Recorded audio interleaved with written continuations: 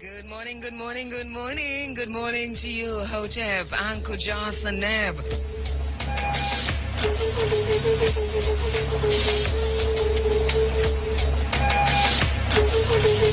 Wishing you life, prosperity, and health.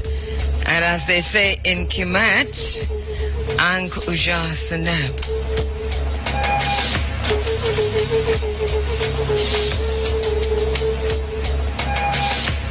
Good morning to you on the 107s, 107.1, 107.2, 107.3, 107.4, 107.5, 107.6, 107.7, 107.8, and 107.9. Good morning to you on the 107s. Good morning to you on the internet at irefm.net. Good morning, Hotep. Welcome to the space. It's an African space. It's a black space. Good morning. Morning to you if you're listening to us on your BlackBerry or your iPhone apps, on your Android apps. Good morning. Welcome. You're inside of the Africa Forum. It is Running African. Welcome to you. Good to have you. Welcome to the space. At 11 minutes after 6 o'clock, my name is Kabu Maat Keru. Saying good morning to Talia, who just left. Good morning, my sister. What good?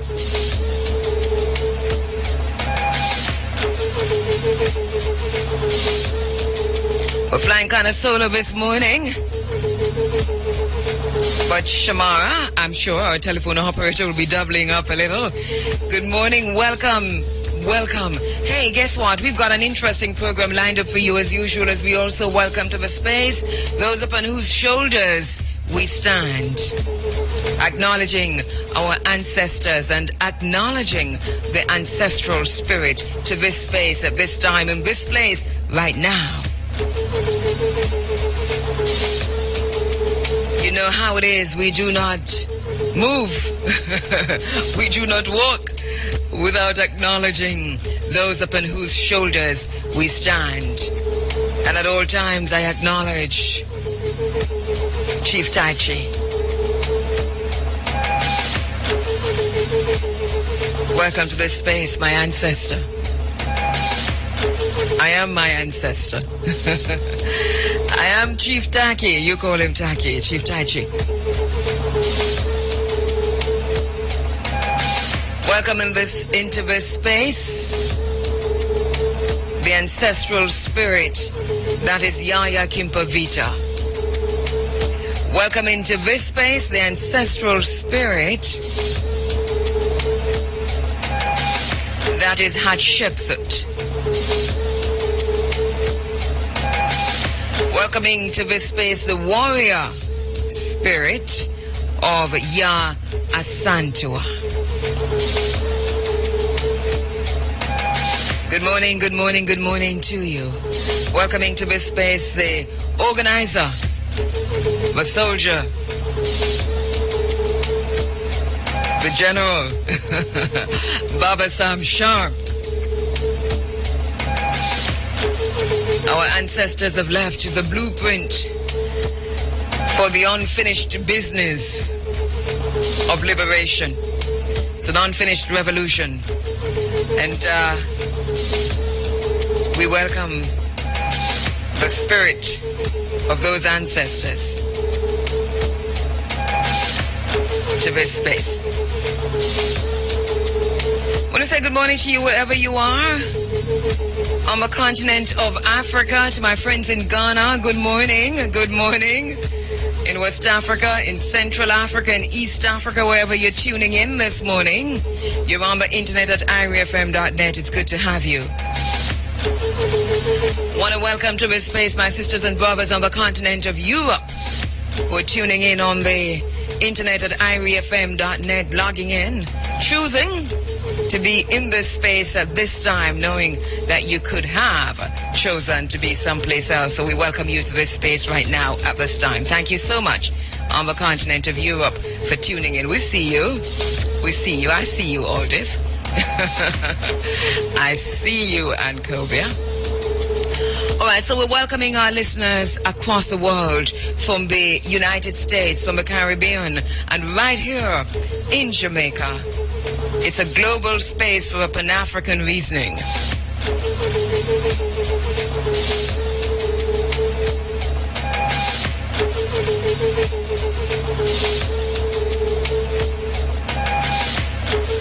And as I said before, we've got an interesting program lined up for you this morning. We've been talking this and talking that about genetically modified or genetically engineered foods. And we're throwing the spotlight, we're putting under the microscope Monsanto's control in Africa. Heavy hands. Monsanto's control in Africa. We're zooming in this morning on South Africa, but we're going to be talking about, on Nigeria, but we're going to be talking about Africa generally. Heavy hands. Monsanto's control in Africa. There are forces, very powerful forces, very, very powerful forces that are dictating how African governments and Caribbean governments respond to and react to Monsanto in their countries, and how, whether or not they accept genetically modified foods and products and plants and crops into their countries. So regardless of the biosafety conventions that they have signed on to, and Jamaica has signed on, we'll have more details on that later on as we continue to focus on genetically engineered products, talk about what they are, why we should be concerned. Should we be concerned?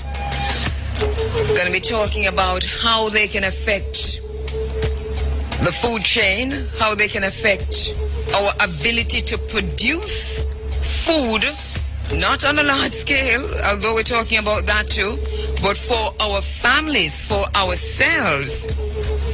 And you know how we do in Jamaica.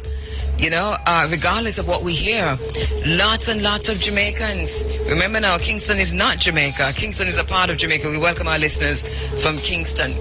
But Kingston isn't even the biggest part of Jamaica. Jamaica consists of the rural farm areas, and a lot of families still have a little plot of land, and a lot of men and women across Jamaica still planting some yam head right here so, and few corn stalk right there so, and 5 banana tree in the backyard, because this is what we have, this is who we are, this is what we do.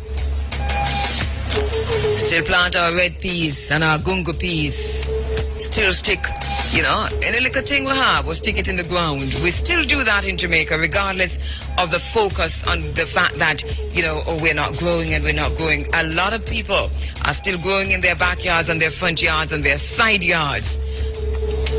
And even if it only feed their family for a little while, then plant again. Thing about it is that this is what we are accustomed to. We're accustomed to planting, saving back some of the seeds, and planting again. Now, with genetically engineered seeds coming into Jamaica, already in Jamaica, why we should be concerned? Because it means that in a little while, and I'm sure that already for many Jamaicans, already you're not able to replant. If you want to plant again, you have to go buy more seeds. That is the way they're setting it. It's food colonialism. It's food terrorism. And for the Christians, it is a mark of the beast. Now we're saying that because, you know, even if it's going to have, we're going to have to use a shock tactic to get people to stand up and pay attention to what's happening right around us, right in our midst.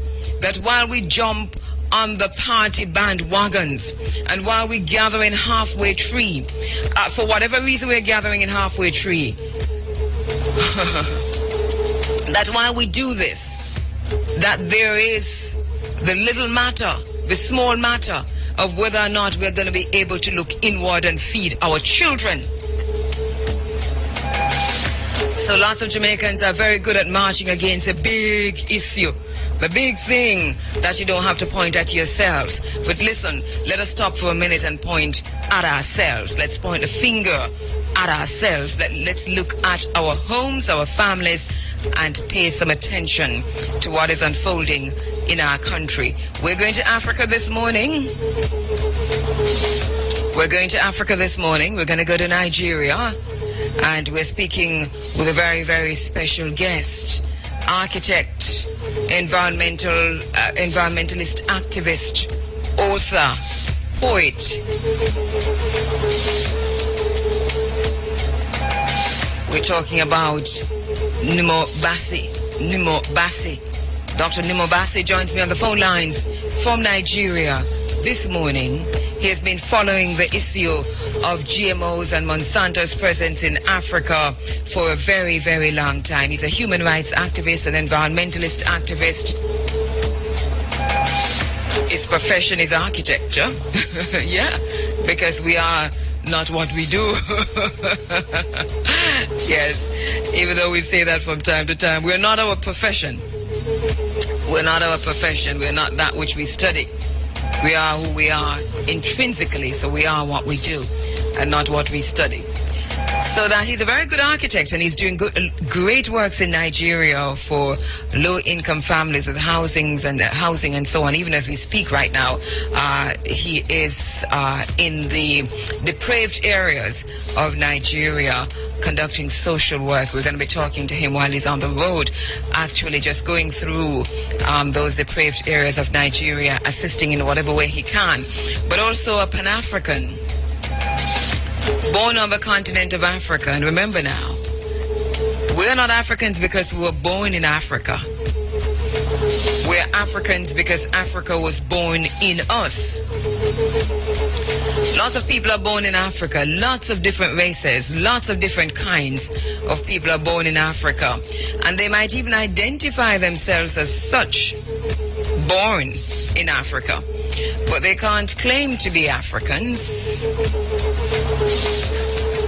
Can't claim to be Africans, no matter how they try.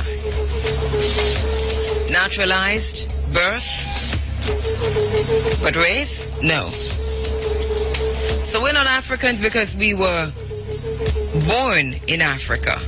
We're Africans because Africa was born in us. So if a Chinese is born in Africa, the Chinese remains Chinese. And if an Indian is born in Africa, the Indian remains Indian. If an African is born in Jamaica, what does that make the African? Well, if some, all right, I'm not going there. But if some people would have their way on this, then we would be Negroes. And if others would have their way on this, then we would be Jamaicans. And that is why my concern about what's happening with the Ministry of Culture in Jamaica is a valid concern, and it remains a concern. It saddens me. It saddens me. It really does. But that's for another morning. But it really saddens me, and just a thought of the extent to which the masses of the Jamaican people, the culture of the masses of the Jamaican people, the African people, is being ignored, disregarded. Yeah, those are the right words. It is what it is. It is what it is. And so, yeah, so I'm distracted there. So we're talking about GMOs in Africa, and where the title of that segment of the program is entitled Heavy Hands, Monsanto's Control in Africa. We're zooming in on Nigeria this morning. And by the way, we're going to be looking at Africa by regions, by segments, by countries, and by its diaspora as we look at genetically engineered foods and the powerlessness of Africans wherever we are in this new food colonialism and food terrorism.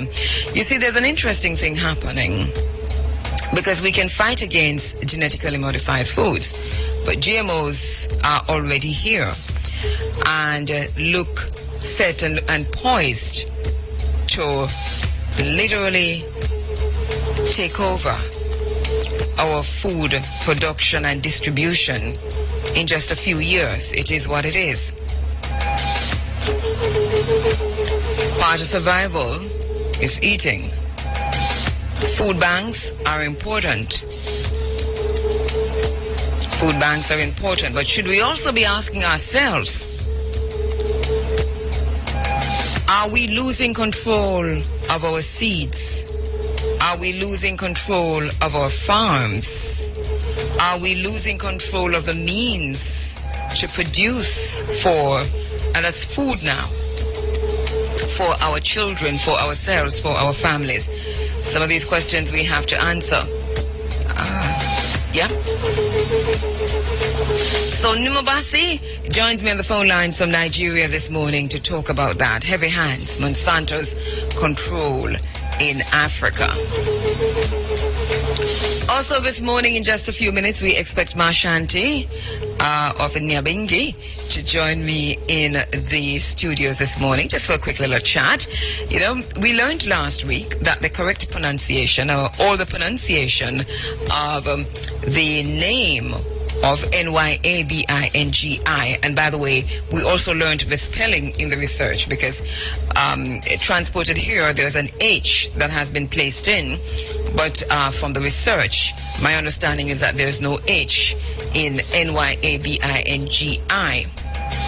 All right, so once we have learned the spelling, let us try and spell it correctly, which is Nyabinghi. And then we also heard the pronunciation, so we have to try. I have to be practicing it, because and can you imagine, brethren and sisters who've been saying Nyabinghi for the very longest time. And we heard last week now that it's Nyabinghi. So the NY is quick and short and staccato and all in one. So it's Nyabinghi. All right, so she's going to be joining me in the studio this morning, Marshanti of the Nyabinghi, to talk a little bit about herself and also to talk about the upcoming Nyabinghi at Scott's Pass. And then later on in the morning,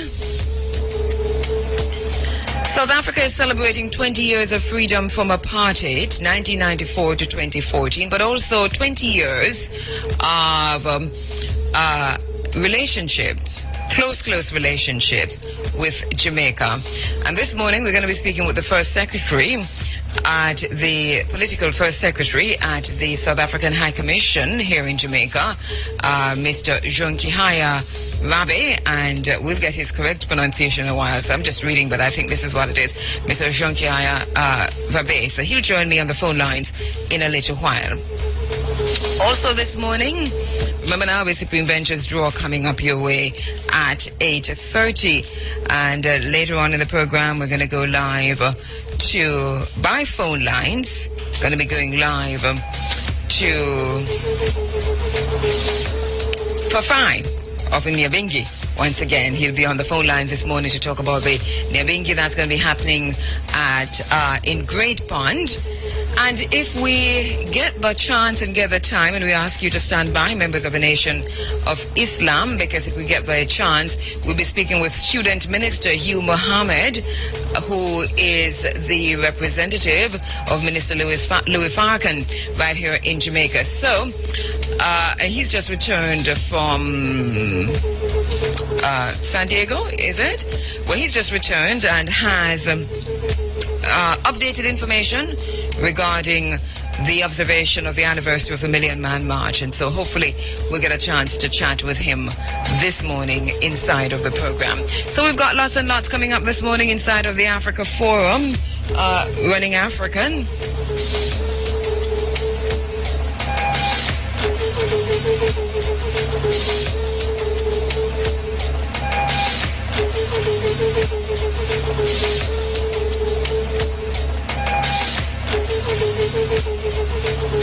When we lose our African connection, we lose our royal connection.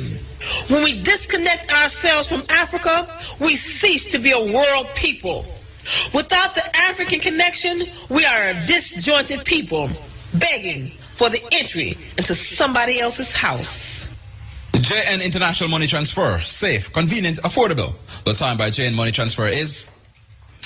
Now, 6:30. Also this morning, we're going to be speaking with Mr. Stephen Davidson, who is from the JCDC, and will be talking to me about the celebrations today for the observations of Miss Lou's birthday, Louise Bennett. So Mr. Davidson, Stephen Davidson, will be joining me on the phone lines to talk about the big event that's going to be happening later this evening, and that's happening, got the information right here. All right, so that's happening in Kingston at the Louise Bennett Garden Theatre, and includes an evening. It's called an evening with Miss Lou. All right, so that's coming up in the program this morning. By the way, today, September 7, we're observing the birthday of the Honorable Louise Bennett Coverley. On this morning, we're going to be speaking with Mr. Stephen Davidson of the JCDC about the big celebrations this evening right here in Jamaica for Miss Lou.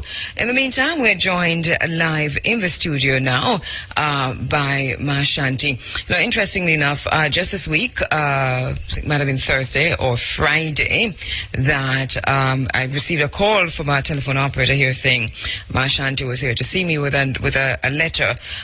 Well, we've read the letter, and we've also spoken to Ma Shanti on the phone lines regarding why she came to IRA FM to talk to me and why she wrote the letter. Now, a little bit about this elder who is in the studio with us this morning, Ma Shanti. Good morning, Ma Shanti. Greetings. Thanks, Mama, one love. All right. Okay, just a little bit about yourself first before we get into the concerns that you had. You're an elder in the Rastafari. Yes, Sister Angela. Yes. How many years?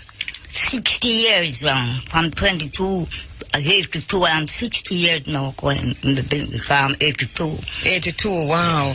And 60 years in Nyabinghi. Also, so you have seen a lot. You have seen and experienced a lot, and as you pointed out in the letter to me, some of what you have experienced. Let us talk about a little bit about that, yes. Shanti, because you mentioned things like you said you have been through many tribulations. Yes, ma'am. 1st March, 1958. Yes. Tell us about that. Yes, March 1958. Then the Baba go. Our convention in St. William Grand Park in Kingston, where we went to the police in Denham town to get a permit, and after we went there and get a permit, they came afterward. After we get the permit, they came afterward in St. William Grand Park and come and beat us. And Brother Head was beaten actually to death. And then we went to the hospital. I'll tell you something. When he went to the hospital, when the doctor touched him, he was totally dead. It was only his balls when he touched, when the doctor touched his ball, find that it was a little life, and he gave a little medicine, and that's the power I bring him forward. But even before he went there, I'll tell you something. When the police came in, and when they started to beat, and when Brother Heady look at them, and they say, who is the leader? He's the leader. And Brother Heady never tell him that he's no leader. They can't beat him. And they massive photograph. So much printer that a man put his hand on the photograph, and then they put his hand on the photograph, they mash up his finger and mash up the photograph till blood.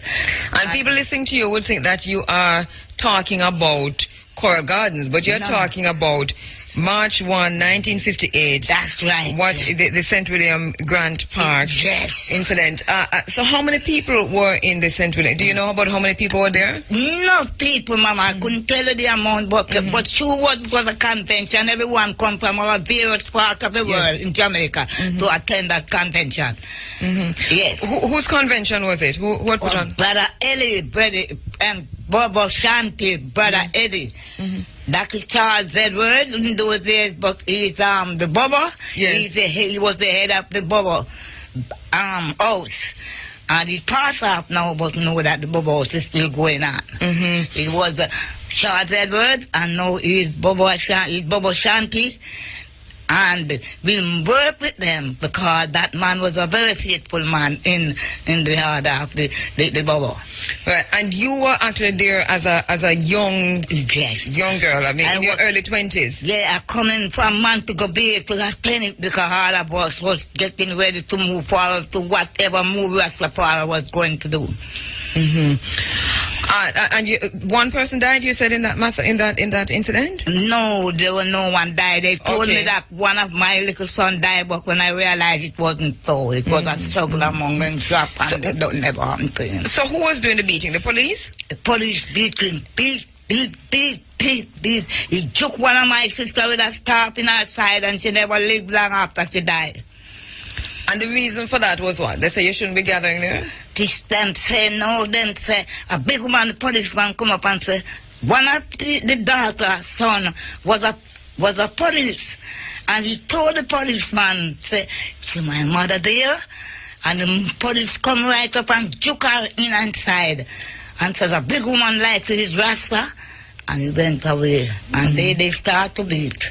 All right, and so you witnessed this, you were there. You also mentioned that you witnessed the April 11 incident, of course, the 1963. I never witnessed nothing in 63 in Mobile, but I was the one who feel the first pain. I was the one who feel the first pain. Before it happened, I feel a pain cut in the belly, and it cut in the belly, and I hold it up, and I say, Lord Rastafari, what is? And I feel another pain cut in the belly, and I say, Lord Rastafari, what is?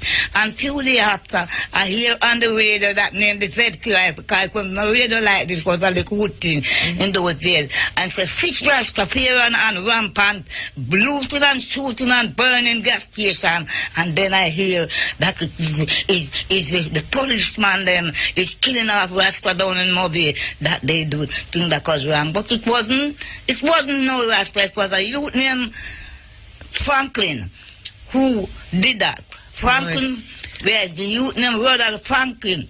He was the one. And of course, you're talking about the Coral Gardens massacre, which we've talked about in this space before.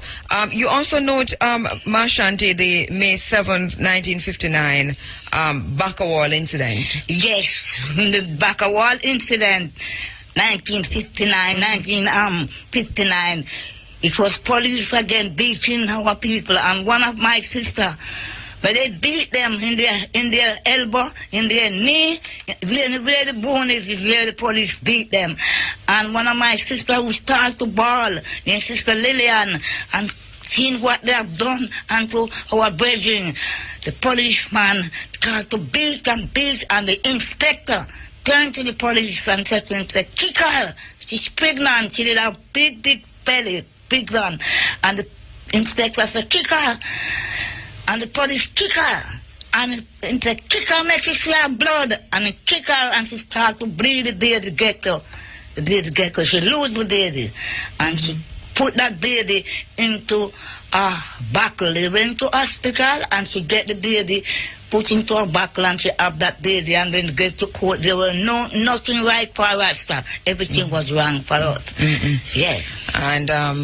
And these are some of the tribulations that you've witnessed. Also, you talk about the Shantytown riot in 1966, the destruction of the Rastafari communities and many more. Talk about the Shantytown riot of 66. Down in Foreshore Road. The Shantytown thing was in Foreshore Road, where the policemen come with tear gas, and they start to hackled. But there was some youth there that have dynamite, and it was that cause the affection of our people never get hurt, because there was some youth there who wailing and trailing, some type of youth there who was fighting with the police that the tear gas doesn't come over where we were. And I was to leave out of the premises and go to Trench Town to get refuge. So I did leave there, and I never know the rest of what happened, but it was really disastrous. Yes, ma'am. We don't hear a lot about that, about Shantytown and what happened there. And but what caused it in the first place? Do you remember? The causing of that, I heard there was a policeman who came there, was to, I don't know what he came about, but was in the yard, but at the same time, there was a man who went there and take off his gun. And his gun was taken off by someone, I don't know who. And after they came along, and it was pure disaster to all people who never even know what was going on. Which you know what last time, that is always so it go. When anything happens with one person, all feel it, You've been through so much, Shanti. You're 82 years old now. You have seen so much happening to Rastafari in Jamaica. As you talked about the different incidents just now, the thing that came to my mind is that maybe, just maybe, if the country, if Jamaica had stood up against police violence, against Rastafari, from the 1950s, 60s, all the way down to 1990s. Maybe, just maybe, Maria Dean would have been alive. Maybe, just maybe, the police force would have been reformed by now. But the longer we take to stand up against injustice and violence against each other and violence against ourselves by the state, is the easier it is for the state to continue to perpetrate violence against the people. And it will definitely move from one group of people to many others if justice is not achieved. No, so it's not done. So this is very interesting, and this is all I can think about as you talk, was that maybe if something was done about Bakawal, if something was done about Shantytown, if something was done about Pinnacle, if something was done about St. William Grant Park, then would have had a reformed situation now. But that is looking back. But we do look back, even facing forward. All right, Marshanti, so now, 60-odd years in Rastafari, an elder in Nyabinghi, the spirit of Nyabinghi walking with you, of course. You have come, one of the reasons why you've come is you've said to me that you want to make a call to Rastafari. Go ahead and do that. Yes, with thanks and praise and His Imperial Majesty Empress last year, our father of creation, and Empress Manan, our mother of creation. I, Marshanti, have received a message from the King to call up all the ancient from all over the world to come to Scott Path on the 11th of September, to come together, to get ourselves together, to liberate ourselves for repatriation and reparation. We are not ready to move forward to the facts of truth and right. We are not ready to take our people home forward, but we cannot move without unite. For my brethren and sisters from the Rastafari cult, I'm asking, I am telling, I am begging, I am preaching to you, let us come together and get ourselves ready to liberate ourselves. The ancients are the custodian of the movement, and we're ready to move, because we will stand no longer in this exile land talking of this and that or the other, but to talk about and to get about the rights of our father and our mother work. I'm Ashanti, I know 82 years of age, and I know stand in the midst of the truth and right to take our children together and to work for repatriation and reparation. We must come together before 2015. Because if we do not get together before 2015, it's going to be a disaster for us. So my brethren and sisters, and youth from the different organs, Youth Initiative and the Millennium Council, let us come together to solve our problem and to work for a goal, for repatriation and reparation. In the name of His Imperial Majesty, Emperor Selassie and Empress Nenen, and our family, home and abroad, we must get together. We must work for our rights. For without working in one, we can never achieve our goal. Through the power of His Imperial Majesty, Emperor Selassie and Empress Nenen, I am Ashanti here for good over evil, and I will never stand with good over evil. I love my people, those at home and those abroad. I went to Ethiopia in 1992 and 2005, and I went for good over evil. So give thanks and praises. I Majesty Earth Day and Bob Marley Earth Day, where we spend our good time and to stand for our people over creation. Give thanks and praises unto His Imperial Majesty, Emperor Selassie and Empress Nenen, for the good that Father have done for us. 1966, the 21st of April, He went here and He told us that the black people in Jamaica and the Ethiopians that are in Ethiopia are blood. We are one. We are one, and we must come together in one for all for one. In so doing, give thanks. Give thanks, my sister Mashanti, and to the brother who ensured that you got here this morning. Give thanks, my brother. Give thanks. Give thanks. And give thanks again. It's walk. I walk from Green Pan, Great Pan to come to IRFM, and I had us to go back. So the work is very interesting. One love, man. Give thanks. Give thanks. Mashanti, Nyabinghi, Elder, in their house this morning, making the call for unity, making the call for Rastafari.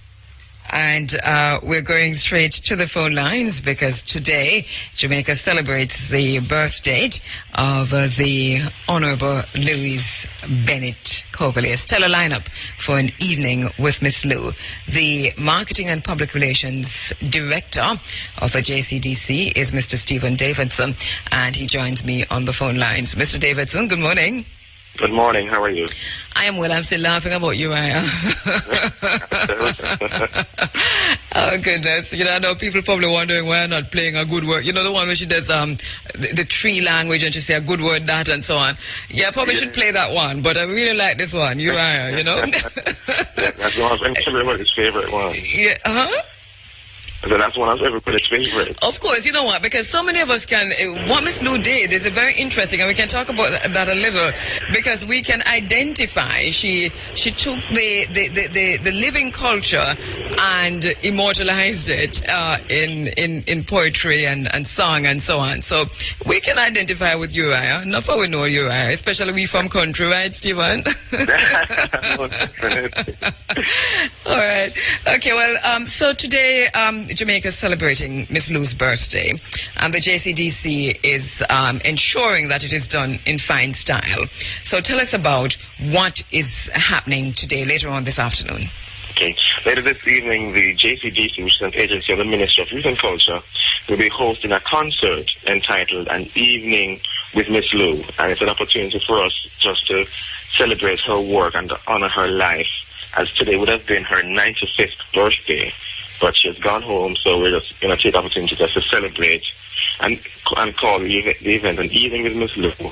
I know we'll feature some of Jamaica's most outstanding performers and cultural movers in a 2-hour concert at the Louise Bennett Garden Theatre starting at 5 p.m. today. And notice you stress that it's a 2-hour concert. Can you really have a celebration of Miss Lou in 2 hours?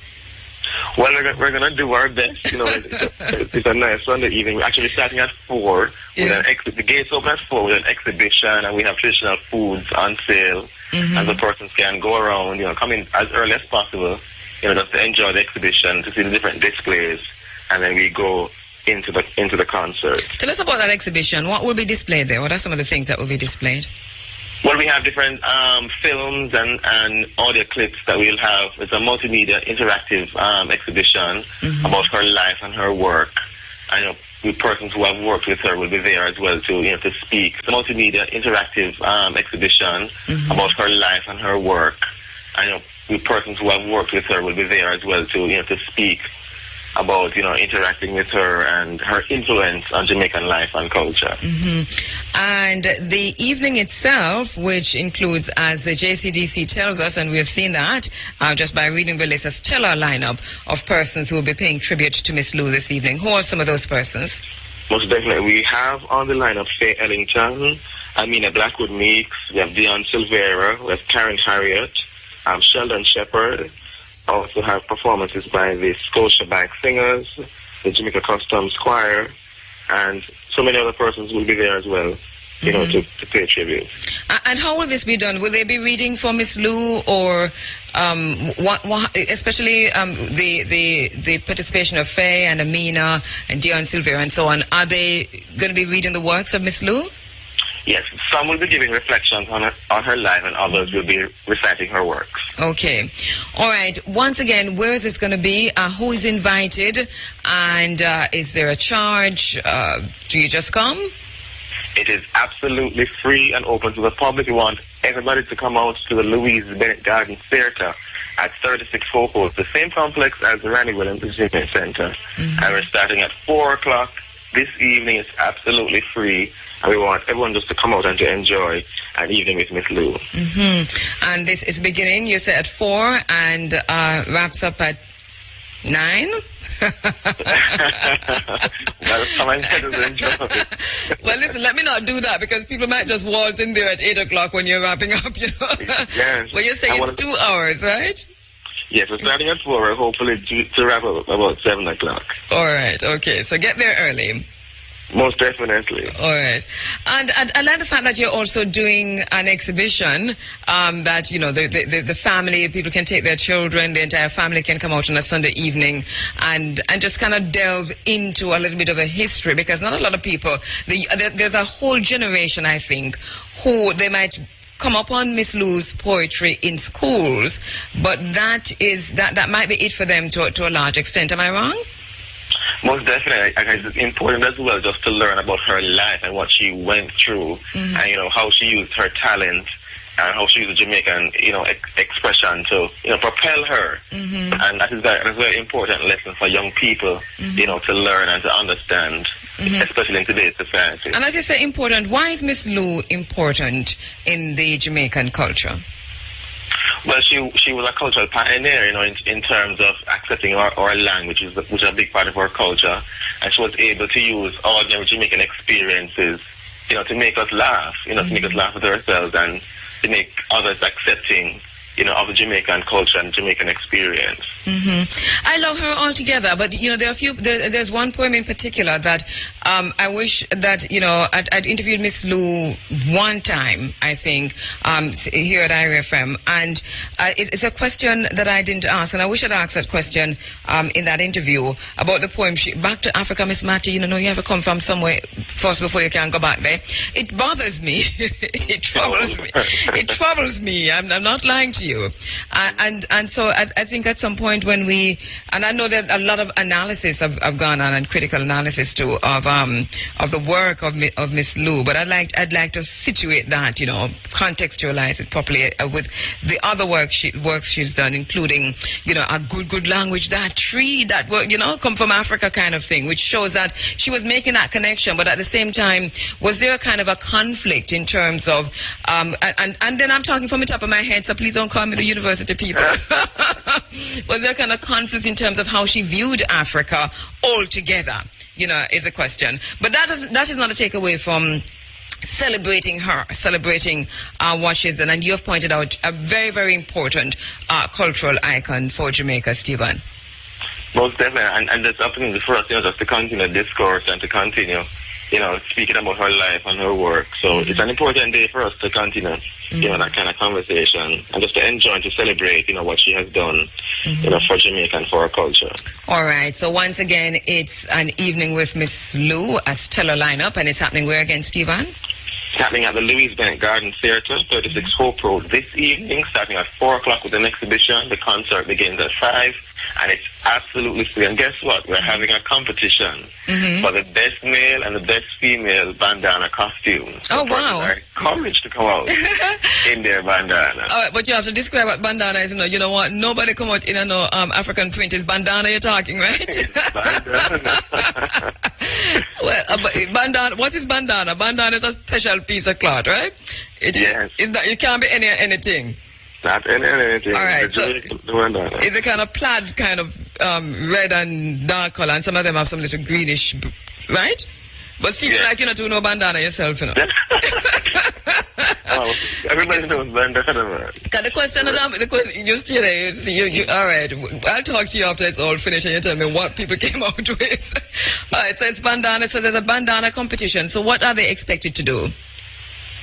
Well, they should come. One person to be there at 4 o'clock to register to enter the competition, and so as part of the program, we will showcase those designs per se. Those persons who have come in their outfits. Okay, so what? Is anything, whether it's a head wrap or the frock or the pants or the combo band? I mean, how that's well, anyway, you want to put it anyway. Anyway, you wear the bandana. Your creativity, yes. Is the person who wears it most? Is the most creative use of the bandana? Right. You're saying?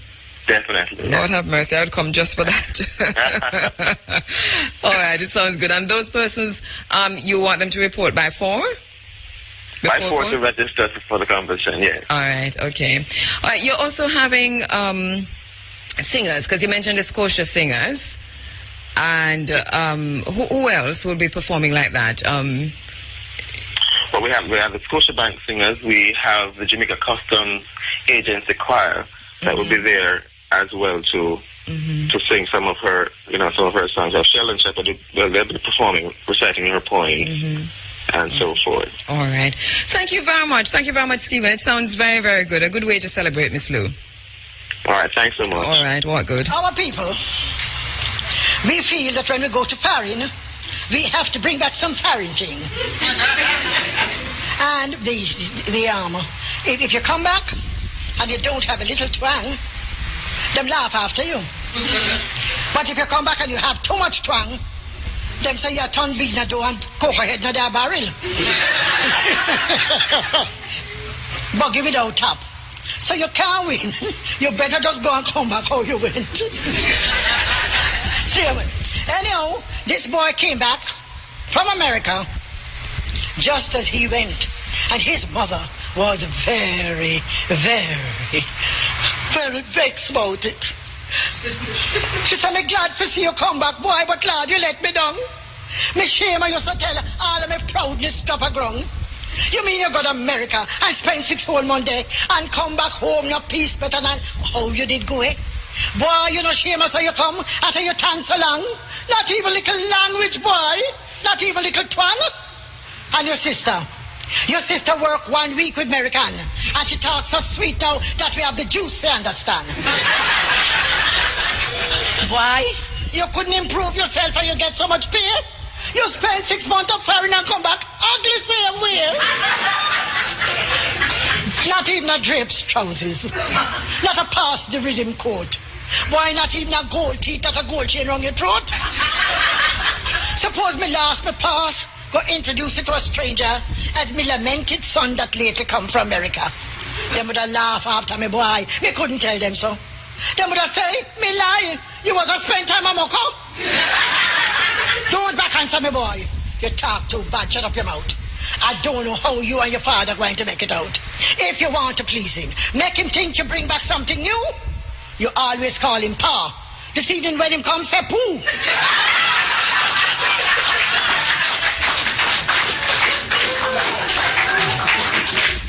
Now, that same lady have a nephew come back from London. And she say, "What wrong with Mary Dryfoot, boy? Them girl got him for mock. And since I meet him the other night, the boy give me a shock. Me tell him that him aunt and him cousin them said howdy. Me ask him I'm getting on and say, oh jolla. Me start to feel so sorry for the poor bad lucky soul. Me think him go foreign land go catch bad foreign cold. Me say him had a bad sore throat. But when him chat go on, me find out that his foreign twang the boy was a put on. And me noticed that him answer to nearly all me say was actual hot. Oh dear. All they sitting there. Me get a joke, the girl them laugh. But hear the boy. Ho ho.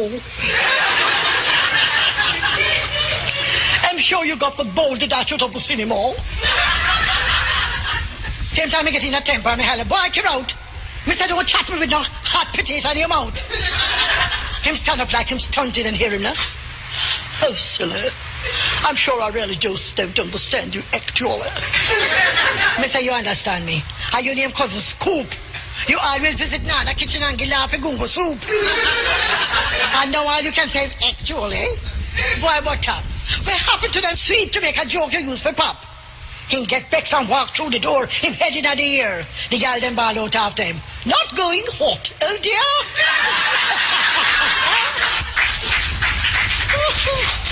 My dear, so you can't win it home.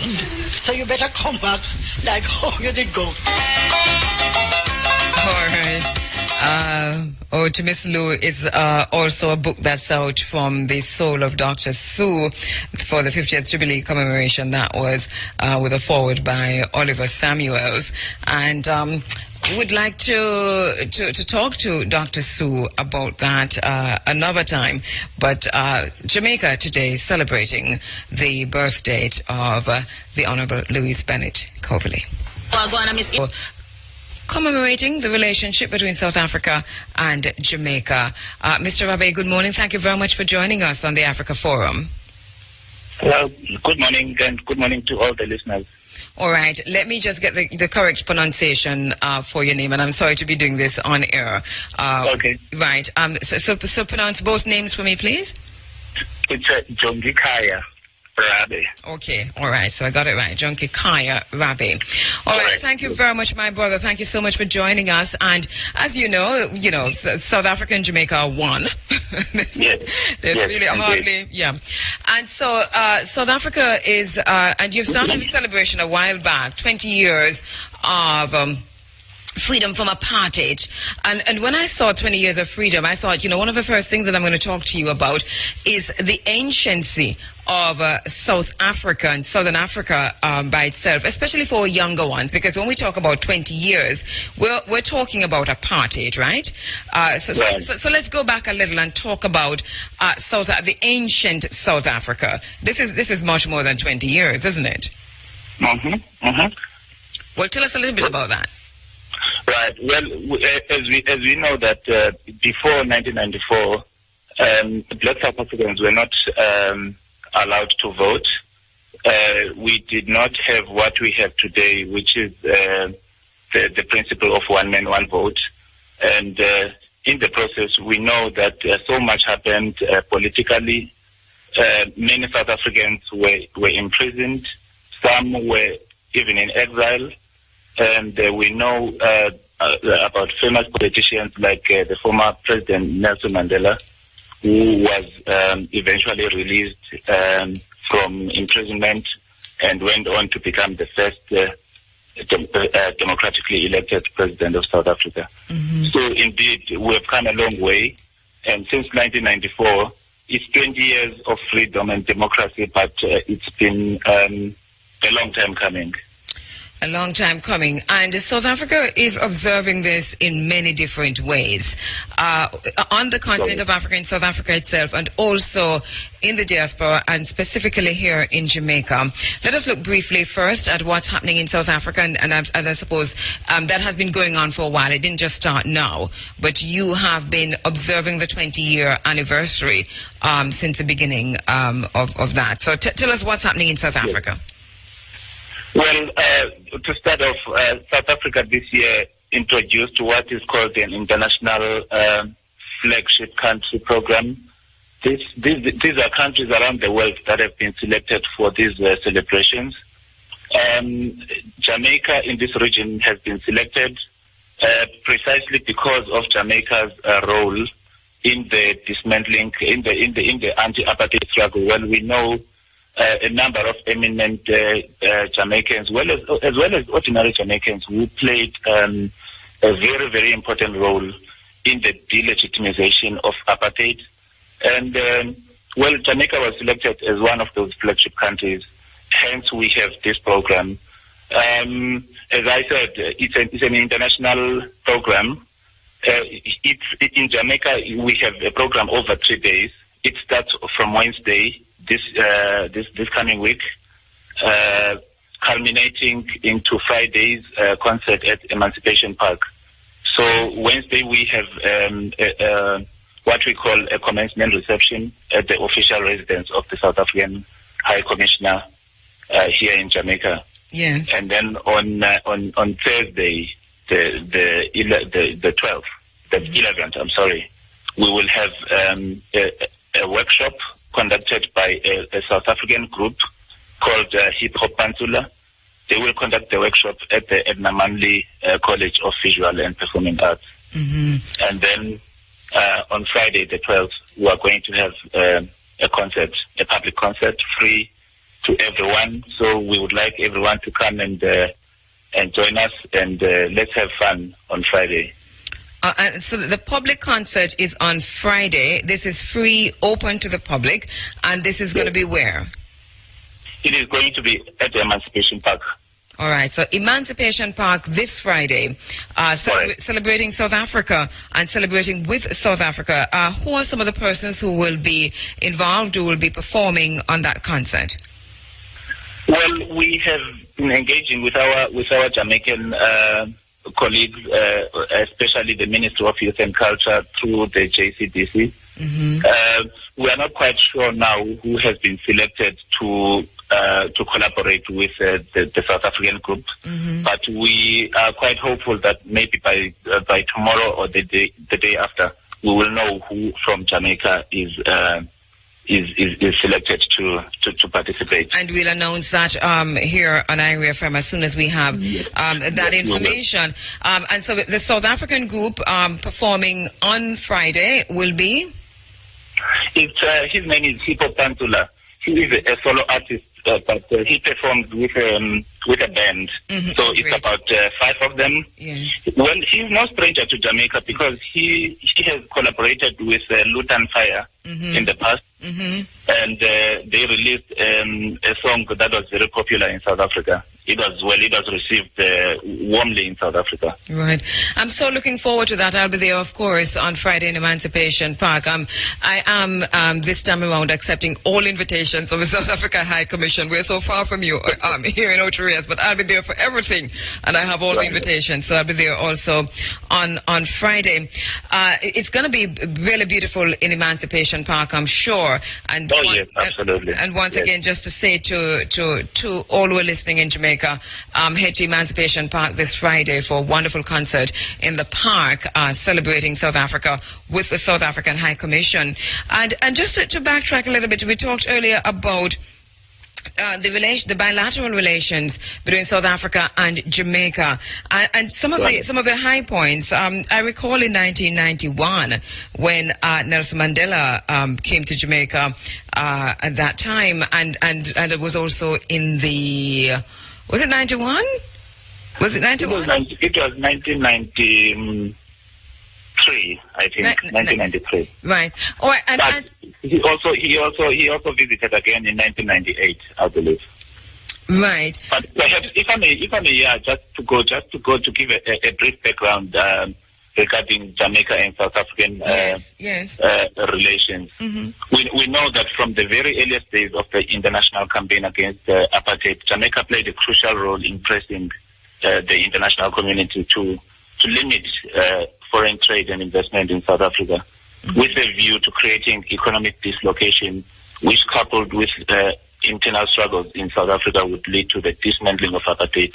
So Jamaica was amongst the first countries to declare a trade embargo against apartheid South Africa as early as 1957. Yes. So this culminated into the occasion in April 1994 when we had the first national elections held on the principle of one man, one vote, and Nelson Mandela became the first democratically elected president of South Africa. Mm-hmm. And of course, a Jamaican with a long record of service in the United Nations, Angela King, was the head of the United Nations Observer Team which monitored those historic elections. And then again, of course, just two issues. Two eminent Jamaicans have received one of South Africa's highest honors, the Order of Companions of O.R. Tambo.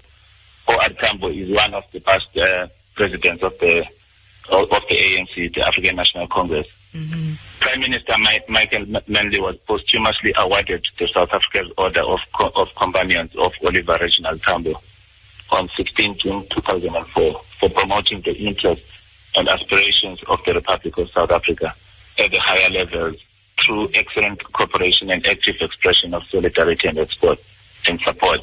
Mm-hmm. And then Prime Minister P.J. Patterson was also presented with the order. Prime Minister P.J. Patterson is among the 8 foreign leaders from the government of whom the South African government recognizes as having played a significant part in the dismantling of apartheid in South Africa through lobbying the international community to take a stand against the oppression of South African people prior to 1994.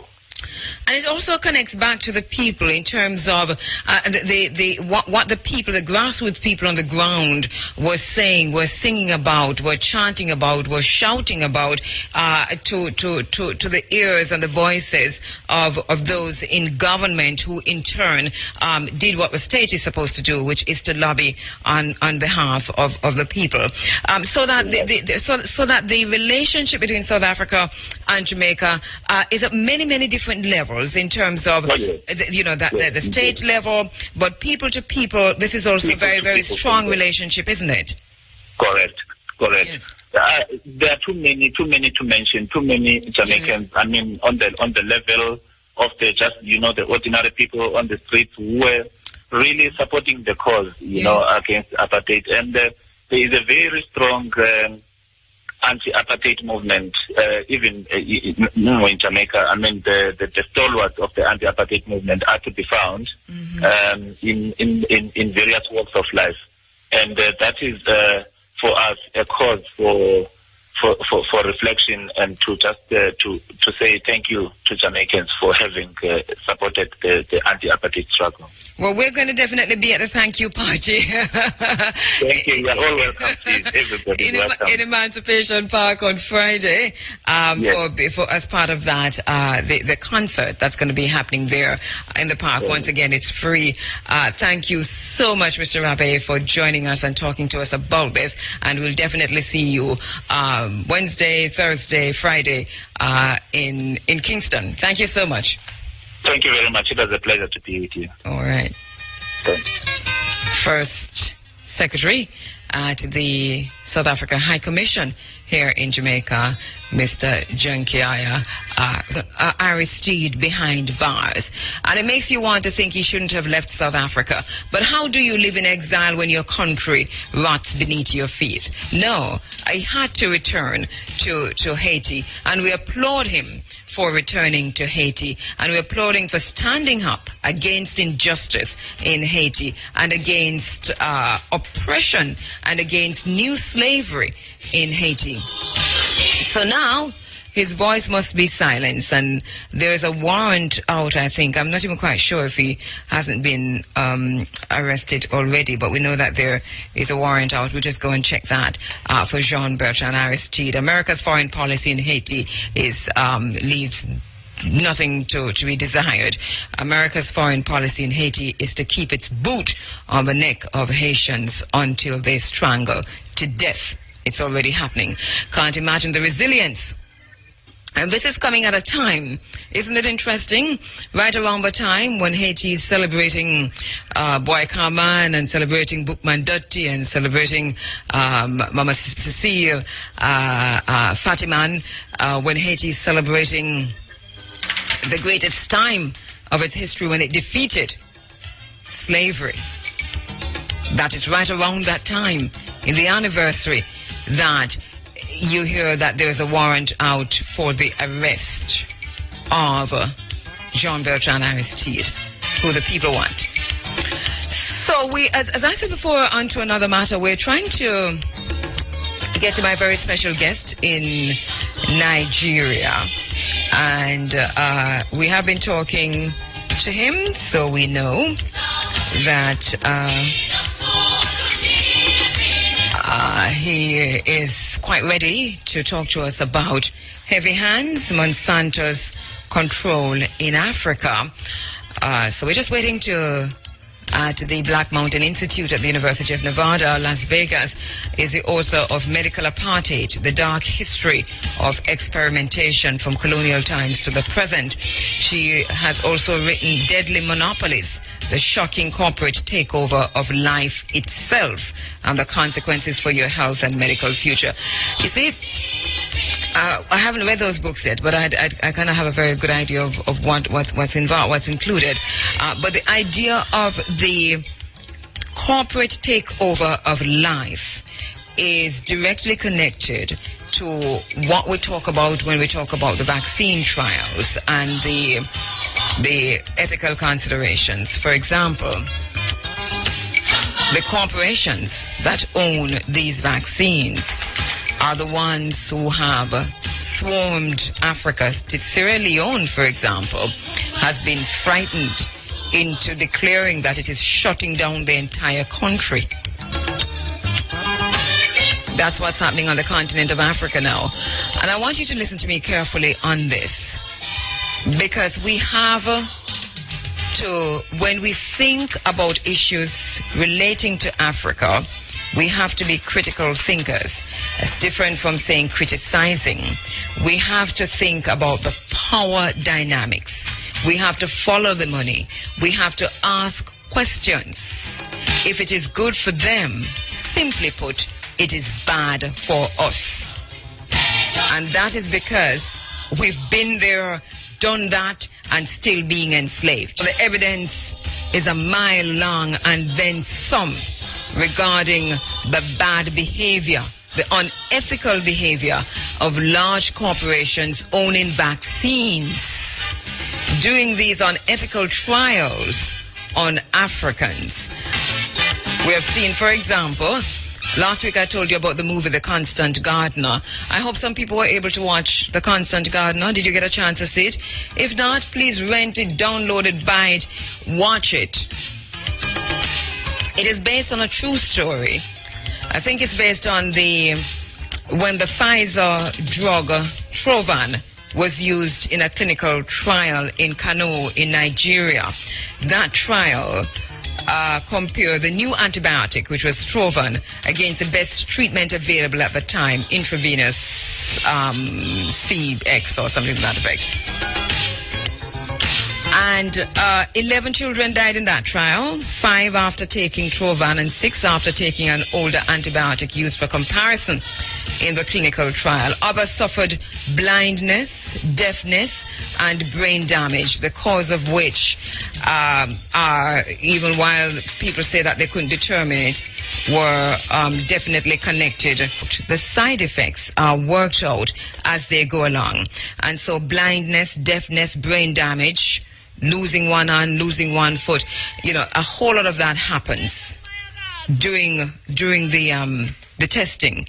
And the problem with that is that you do it on Africans and then you perfect it, but then it's not available. Vaccine, Kano, and we're talking about the side effects. The meningitis testing in Nigeria, this was done in the 1990s. We're not talking about 1852. We're talking about the 1990s. And the lawsuit that was ultimately filed, it led to a lawsuit from, as a matter of fact, a panel of medical experts implicated Pfizer. So Pfizer is one of the large corporations that does a lot of these testing on Africans. Boy. All right, so that a panel of medical experts later implicated Pfizer in the incident to do with the meningitis testing vaccine trial.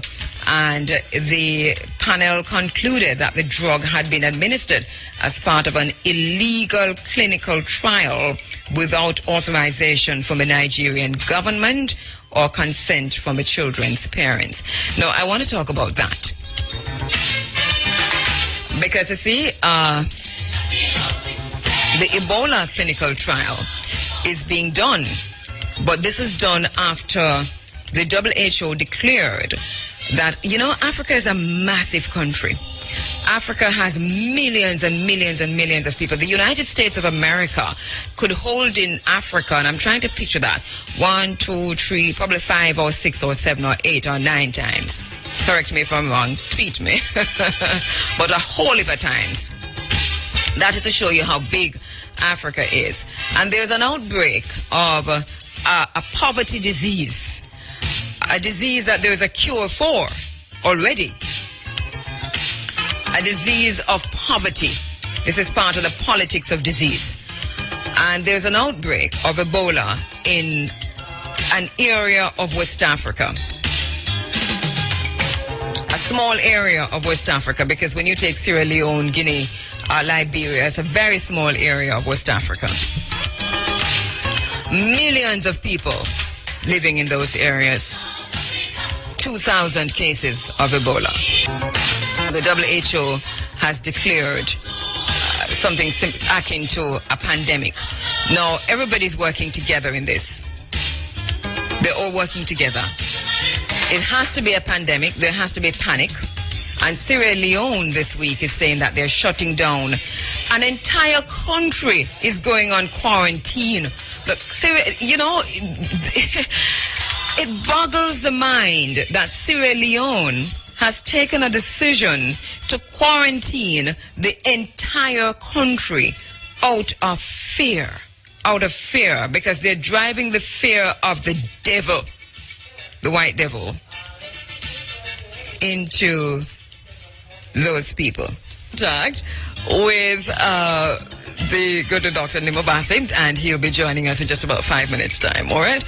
But I wanted to talk about the Kano vaccine trial. Pfizer, there's a lawsuit was filed by the Nigerian government over informed consent in Nigeria, and this is why informed consent is important. That is why the World Health Organization had to first of all say that it's a pandemic. Sierra Leone has to close down its borders, quarantine the entire country. 2,000 people die, and we multiply it by 2,055, and we put those numbers in all the African countries, and we create fear. So that people are afraid to go to South Africa, which is thousands and thousands and thousands of miles away from where we have the outbreak.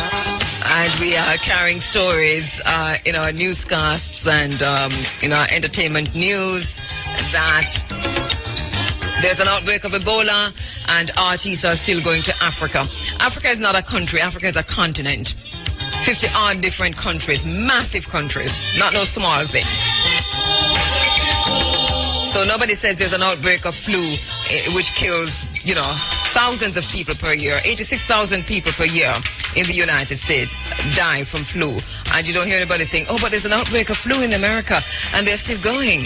And the artists are still going. No, you don't hear that. But there's an outbreak of Ebola, and people are still going to Africa. Far away, though, because we're not saying go into the area where there's an outbreak, because an outbreak is an outbreak regardless of who caused it, regardless of whether it was planted, regardless of whether it was sprayed, regardless of how it was done.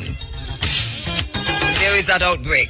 Liberia, Guinea, Sierra Leone, those countries are compromised. So stay away until they're able to clean. The movie The Constant Gardener is based off this meningitis trial, and it's a good movie to watch. Pfizer countered that it met all the necessary regulations, and they noted that the drug was then approved for general use in the U.S. and then eventually withdrawn due to hepatotoxicity.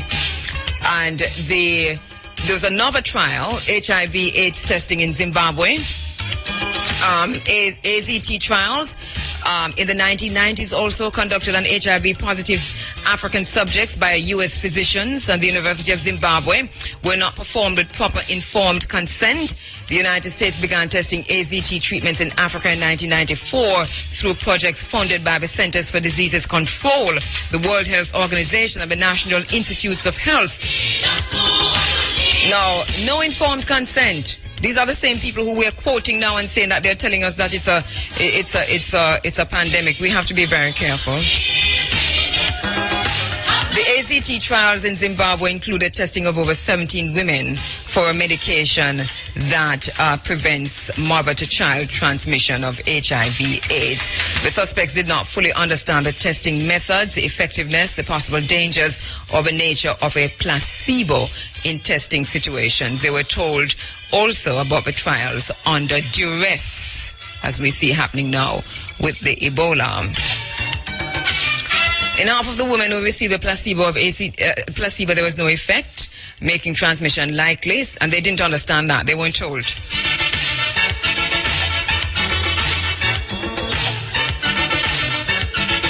You see, that's the thing. You are told that you're, in an HIV trial testing, clinical testing for treatment for HIV, but you're not told that when you get the placebo, you can get HIV, so that because you weren't given the correct information, people weren't as careful as they should have been.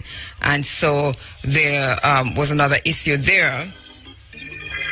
They were also told about this under duress, as we said, and half of the women who received a placebo didn't have any effect, and a transmission was likely for them. As a result, 1,000 babies contracted HIV/AIDS, and the CDC ended the short course testing in 1998 after they announced that they had enough information from the Thailand trials.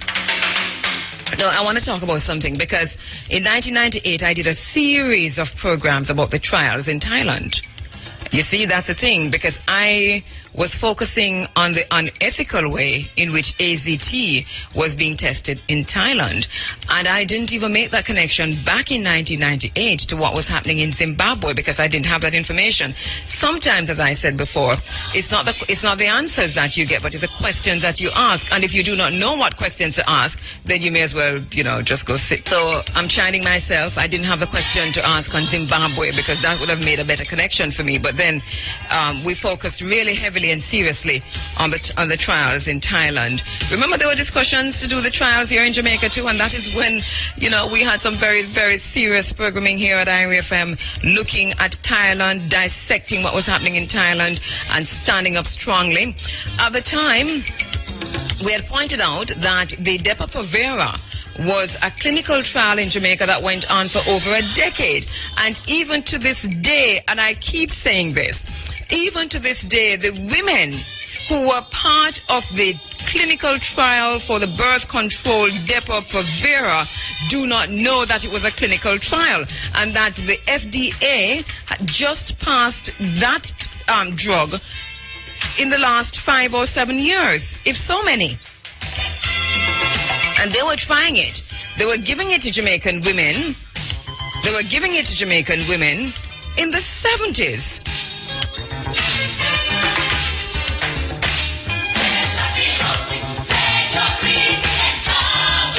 That clinical trial also went on in Zimbabwe for Depo-Provera, because African women, first of all, are seen as animals. And so test anything on them. Test them because they're lesser human. In the 1980s, there was forced sexual reassignment in South Africa. We won't even go into that. 1970s and 80s, forced sexual reassignment in South Africa. And we mentioned the Depo-Provera trials in South Africa. In Zimbabwe, that was in the 70s. Same time it happened here in Jamaica. In the late 1900s, there were sterilization experiments in Namibia. Sterilization experiments where read upon the Herero women in German-occupied Namibia in Southwest Africa in the early 1900s. Herero. Herero. The Herero. By the way, we have many more of the. Happy to welcome to this space, to welcome to the Africa Forum, Nimobasi, who is joining us live from Nigeria. We've been telling you about him all morning and talking about also his charity work in Nigeria, which he's currently undertaking at the minute as we speak. He's live on the phone lines. We go to the phone lines to speak with Nimobasi. Nimobasi, good morning. Thank you so much for joining us from Nigeria. Thank you very much. My pleasure to be with you today. My brother, I know that you're very busy today. I know that you're out in the communities. Before we start our conversation about GMOs, tell us about the work that you're now doing out in the communities, the work that you're now at this moment engaged in.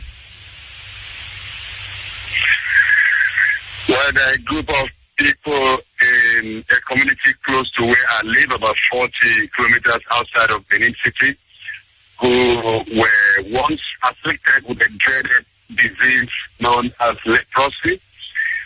And because some were disfigured, some have lost their fingers, some have lost their eyes and limbs, they are kind of socially excluded from communities, living together in a very deprived settlement, and occasionally, at least once a month, I need some to go there to show them some love. Oh, so, okay.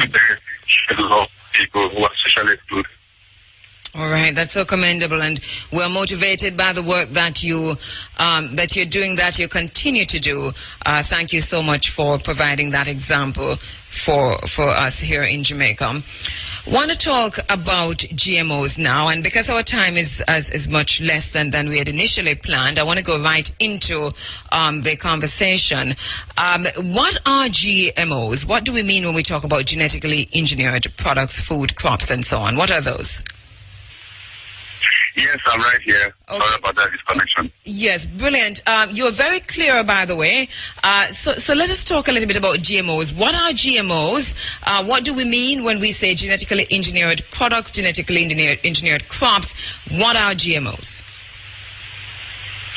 A very simple way to understand what GMOs are is to, first of all, look at how living things reproduce in nature. How do cattle or sheep or dogs reproduce? How do people have children? A man has to meet a woman to have a child. That is natural. The same thing happens in all the species.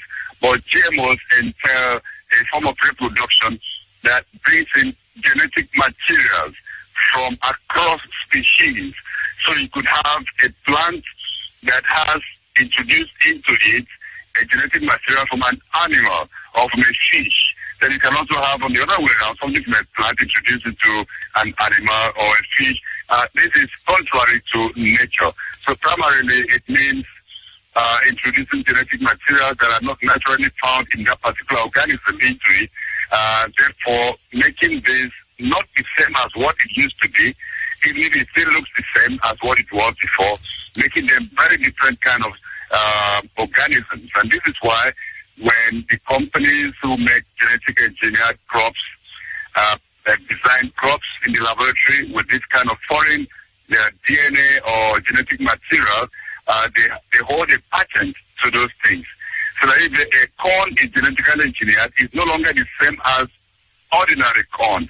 It's a corn that has foreign materials in it for particular purposes. Most genetically engineered crops are modified for two purposes, for two major reasons. One is for them to withstand herbicides. Most genetically engineered crops are modified for two purposes, for two major reasons. One is for them to withstand herbicides. The second is for them to act as pesticides. So the crops are genetically modified to kill pests, target pests that would normally attack them, or they're genetically engineered to withstand the herbicides produced by the corporations who have engineered the crops. And so that when we talk about the foreign material, give us an idea as to how that works. When we say foreign material, is it a foreign, take a corn for example, is it another vegetable, the material coming from another vegetable, or do we find it coming from a different species altogether?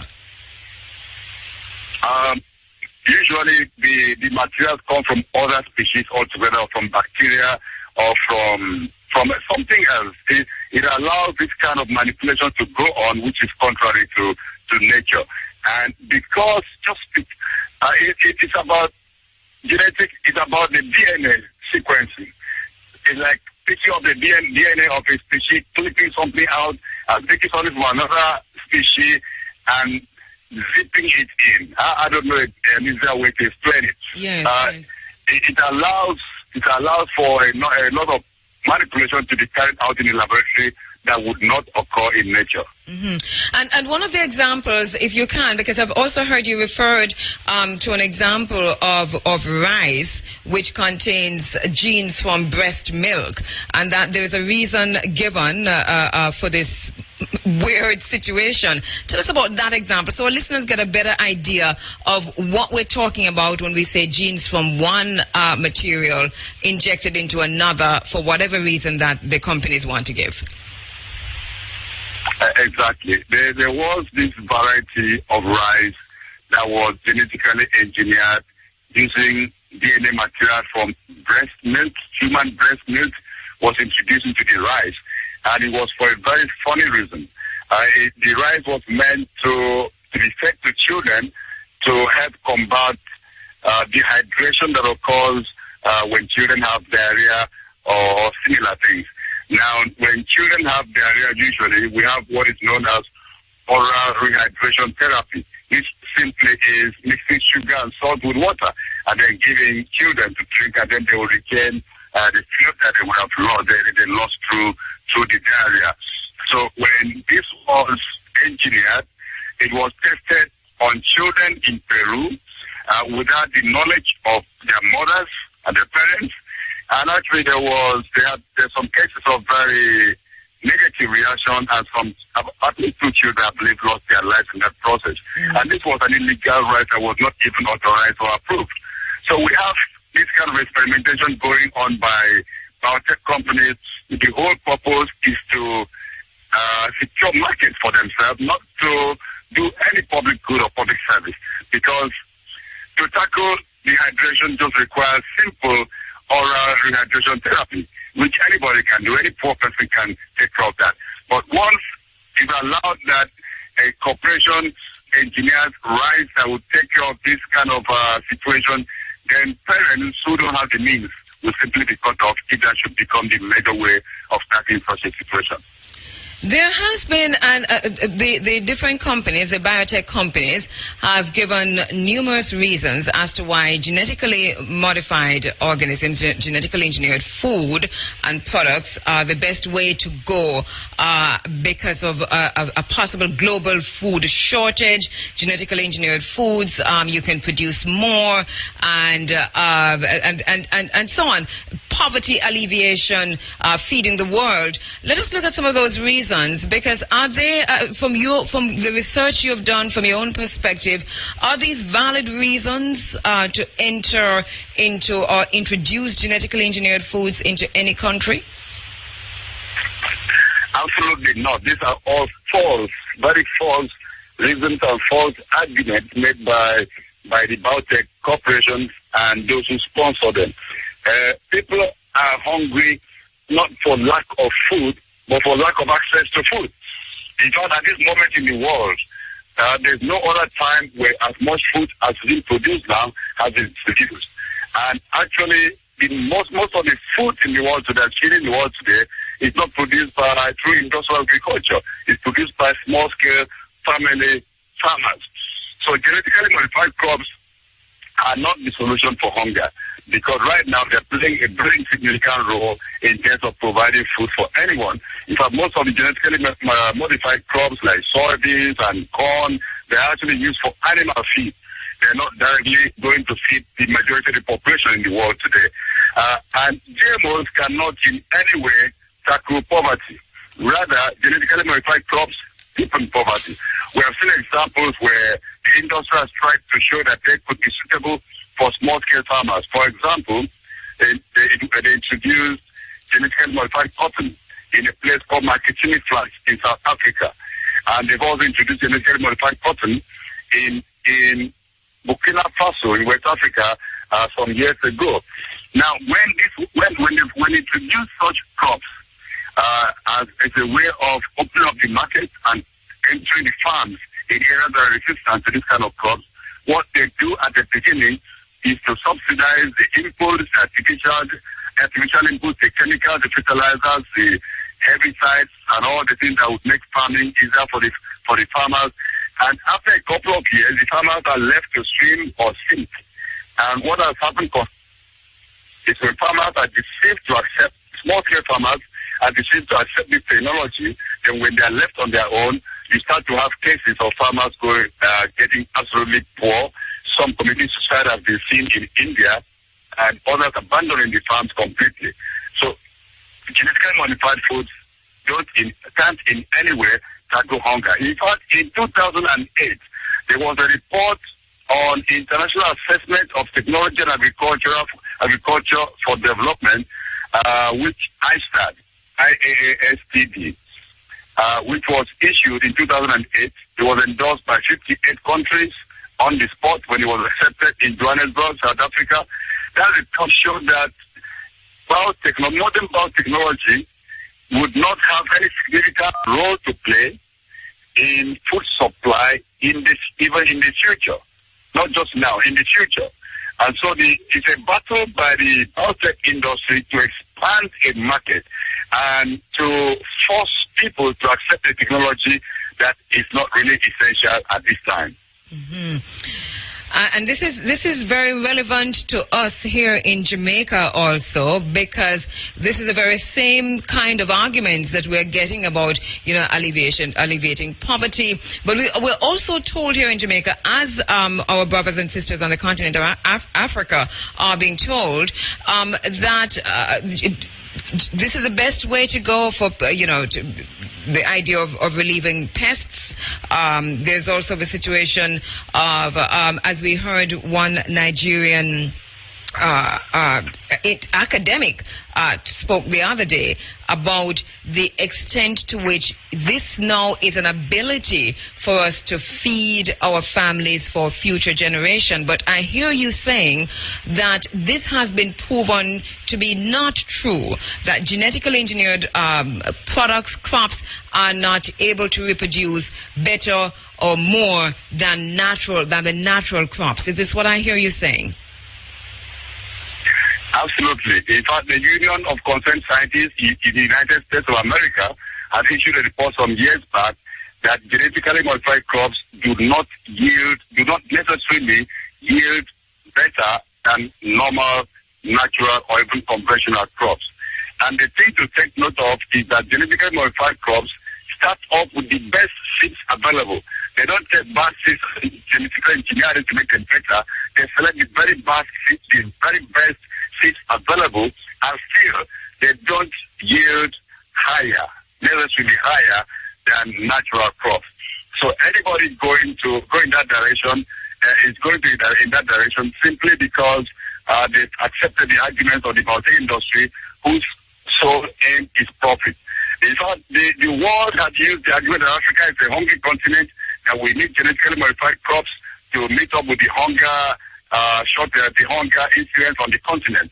This argument has not proven itself. It's not been bought, it's been resisted. It's been shown time and over again that this argument cannot stand. And so the new argument is that Africans are malnourished. So you need genetically modified crops to meet up with the malnourishment, to eliminate malnourishment in the children and in the adults on the continent. In fact, we are being told that our children are stunted, our children are going blind, and so we need genetically modified crops with enhanced levels of vitamins like vitamin A.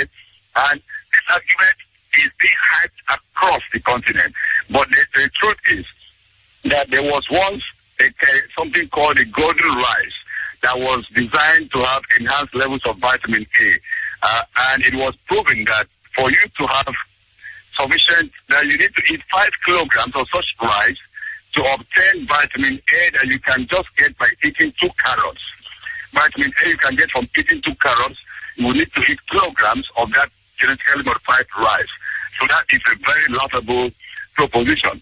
Today, there are some field testing of genetically modified cassava to also have enhanced levels of vitamins.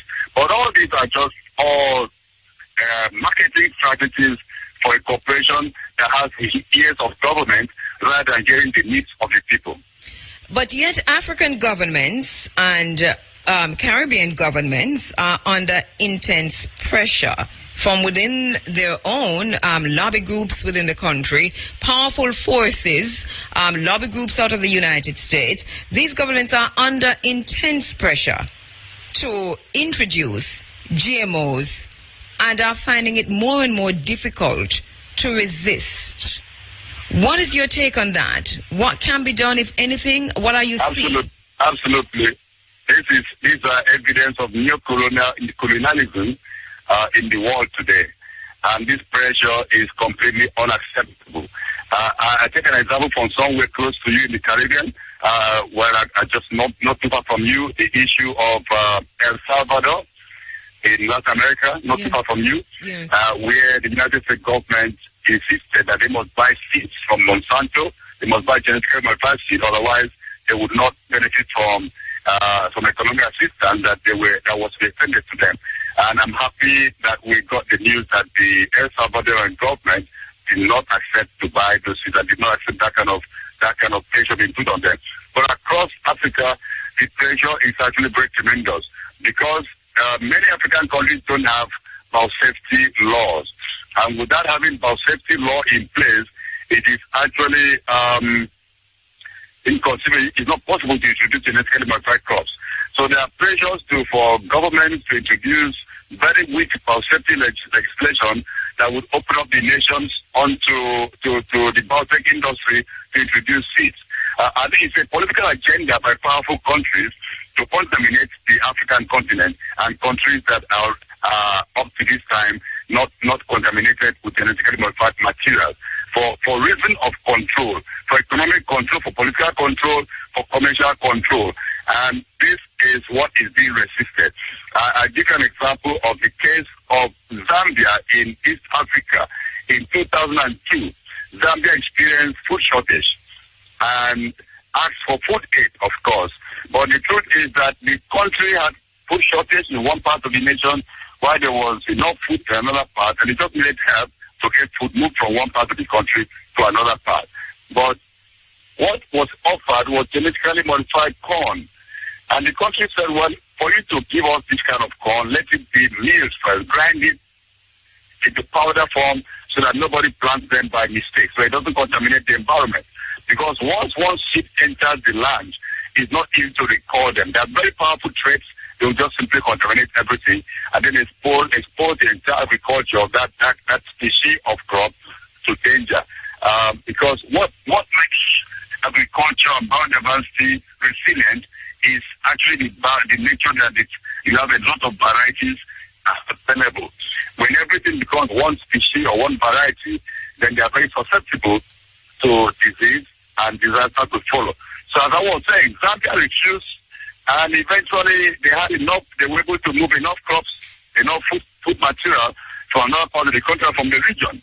And so really, in that particular case, it was proven that food aid is not really food aid. It is food aid business, not food aid to help, not charity, but business with some political motive behind that.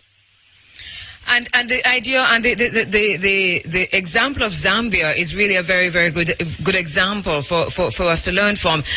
In the interest of time, I want to just jump a little to the dangers. Why are these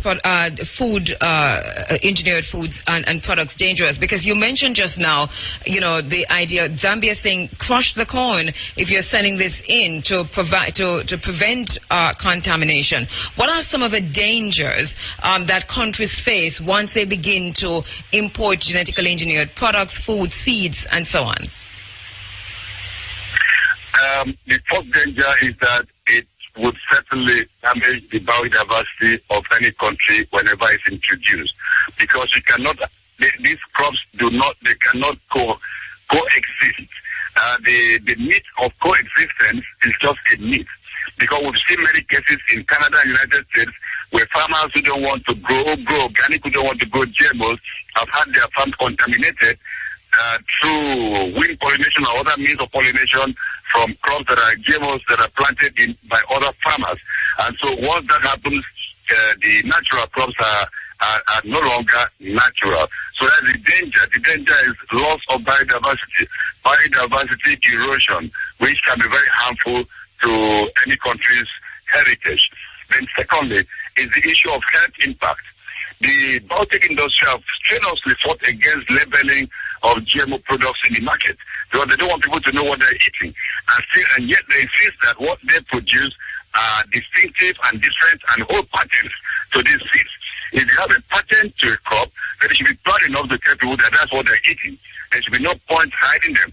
But again, the challenge for us in Africa is that if you bring in genetically modified crops, they will end up in people's kitchen without going through processing. So there will be no issue of labeling, because we plant corn, we cut the corn from the farm, we cook it, we eat it, we roast it, we eat it. We don't go to the supermarket to buy many of these things. But once you introduce genetically engineered crops, it's going to spread without people really knowing what they're eating. And then secondly, when people have to buy seeds, these seeds that are owned by corporations, each time you buy the seed, it's like signing an entry into a contract with the corporation that is genetically engineering these crops. And then you are accepting that you will not use the seed for anything other than the purpose for which you bought it, which would normally be for maybe for eating or for processing, for cooking. This has made it impossible for scientists to, it made it difficult for scientists to examine the long-term health effects of genetically modified crops. There is a risk of health impact. The tests that have been carried out with laboratory animals, guinea pigs, and rats have shown that there's been impact on internal organs of these animals. There's been things that can be compared to cancers and tumors, and it is believed reasonably that the effect of the genetically modified crops on humans would be the same as being seen in these laboratory animals. But we always give the argument that, look, it's not been proven that these things are harmful to human beings. Genetically modified crops have not been around for more than just maybe 2 decades, and so long-term tests on humans have not really performed as one would expect. And because the products are not labeled, people don't really know what they're eating, so it's not easy to isolate to say that this disease or this sickness is prevalent or has occurred because people ate this or ate that. And for us in Africa, it's even more dangerous because the pattern of food consumption here is not the same as in the West. If I want to eat cassava, I eat cassava. If I want to eat corn, I eat a whole lot of corn at one sitting. I don't take a bit of this and a bit of that and a bit of that. I don't enjoy that kind of combination. Mm-hmm. And so if people in the United States, for example, or even on Monday, they eat bits and pieces of genetically modified crops in food products, it will have the effect on them as it would have on me. And secondly, the health system is not the same all over the world. Some areas have better health systems, and so diseases are easy to diagnose early, and then provisions are made to tackle them. In other places, if this happens, this will spell disaster. These are risks that we don't need to take at all, because the crops don't yield better, they're not good for environment, they don't reduce the use of pesticides. Rather, you're going to use even the crops designed to produce pesticides, still require pesticides, because the pests themselves are able to resist this kind of design inside the crops. In terms of those, the one that resist herbicides, the weeds themselves have become super weeds. They are not killed by the herbs. So every year, farmers need stronger herbicides. Every year, they still need pesticides. So all the arguments of genetically modified organisms are simply marketing strategies and don't play out in reality. Wow, that's a whole lot, and we haven't even looked at the fact that once you buy these seeds and plant them, as you mentioned earlier, you have to keep buying again because you've entered really into a contract with these corporations where you can't replant, where you can't breed again, and so on, so that you become locked into what you refer to as food colonialism, and what we're saying is also food terrorism. Just 3 minutes to go. Who are the main manufacturers or producers of genetically engineered products? Who is Monsanto? We hear a lot about Monsanto. How do they get in the business? Who are they? Who are the ones? You can roll out the names. You have Monsanto will be top of the league. You have Syngenta, you have Dow Chemicals, and some other ones. But you know, since we're so little time, I would just like to talk about this. So these companies pride themselves as being big players in life sciences, and they go from actually biotechnology. Modern biotechnology is even becoming old technology, because they go ahead to nanotechnology, they're going to synthetic biology, and these are issues that people don't even suspect is already happening around them. But these corporations, for example, the herbicide-resistant crops are designed with the logic that led to the production of Agent Orange that was used by the U.S. military to fight the Vietnamese in the 1960s. Because when they sprayed that chemical on forest, it defoliated forest, it killed plants so that the resistant fighters would have no way to hide. Now the same technology is now used to kill weeds in farms. And we are seeing that weeds, nature has a way to define itself, and weeds are resisting. So these technologies are not really technology for life. They're just, as I said, commercial marketing technologies. My brother, we have to talk to you again. I know you're very busy, but we're going to try and tie you down another time and really have a wider discussion on Monsanto, for example, and these manufacturers, these biotechnology corporations on the continent of Africa. Because as in Africa, so too in the Caribbean, and we find ourselves in the situation of not knowing the extent of our importation of genetically engineered products and foods into Jamaica.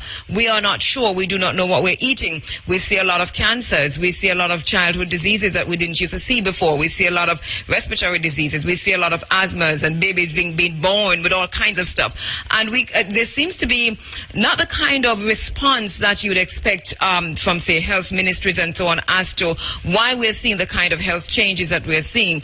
And we don't hear anybody making the connection between our health and our food. But we do know that there is a direct connection between the two. So, oh, definitely. Yes, and we need our government to wake up to the responsibility to our people, and our researchers should take up the challenges to research, because many of the so-called genetically engineered crops that are given as solution to problems they are not very unique. We already have natural species that are resistant to the issue, to the diseases, and to the pests that these engineered crops are meant to tackle. Many examples abound. We just need to wake up to shake off this kind of wave of colonialism. Thank you very much, my brother. Thank you so much. Appreciate you stopping, taking the time from the social work you're doing to help us to understand a bit more about genetically engineered products in Africa and on the continent of Africa and in Jamaica. Thank you so much. And the land, this is very, very serious business, because when you talk about the seeds, very soon, you probably have noticed this before, that especially for farmers and for those who know people who are farming, that you buy the seeds, you grow the crop for 1 year, nice yield, you come back the next year, you can't plant back those seeds, I'm not going to catch, dead. You use a Roundup, for example. Please call your father, please call your brother, call your uncle, call your mother who's a farmer, and tell them do not use Roundup. Roundup is one of the most dangerous pesticide, weedicide that you could find anywhere in the world. You heard our brother talking just now about the fact that, the weeds that they're supposed to kill, they turn into super weeds. Not only that, they also kill the land, they kill the earth. And in killing the earth, you find that you will not be able to grow on that patch of land, that plot of land, again, for a very, very long time. And this is why we're talking about food terrorism. We're talking about food colonialism, because our food, our seeds are being banked, are being owned, are being patented by the big six. The big six. And for the Christians, once again, we say this is a mark of the beast. For Pan-Africanists and human rights activists and environmentalists, we know that this is food terrorism. We know that this is food colonialism. We all have a stake in it one way or the other. Whether it is a mark of the beast and we need to look up because our redemption draw it nigh, or it is food terrorism and we need to clock a thing from the back, or it is food colonialism and we must take up a machete. But one way or the other, we know that we have to respond, and we have to do it now. We also have to say to our government, our ministers of agriculture, that you have a responsibility also to ensure that the biosafety rules, the biosafety regulations that you have signed on to, I think it's a Copenhagen convention, whatever that, I will soon find it and tell you what it is, but that we abide by these. And I don't think there is even provision in any serious way against genetically modified products, because I've been going through it and lots of loopholes. But anyway, let's go to this quickly.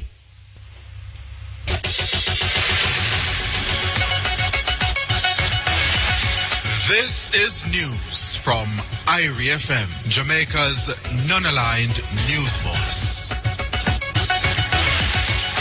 Good morning. I am Hal Shane Burke with the local and international headlines. The police are seeking the public's assistance in locating the owners of a black air conditioner receiver dryer and a double kitchen sink that were seized in the Crossroads Market, Kingston 5 yesterday. The receiver is an equipment used in motor trucks.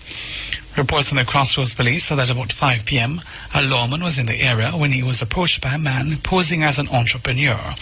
Inquiries subsequently revealed that the man was not the owner of the items he was offering for sale. He was taken into custody and the equipment seized. The identity of the person has been withheld pending further investigations. The police are appealing to anyone who may have misplaced these items and have proof of ownership to contact the Crossroads Police at 926-6657, Police 119, or the nearest police station.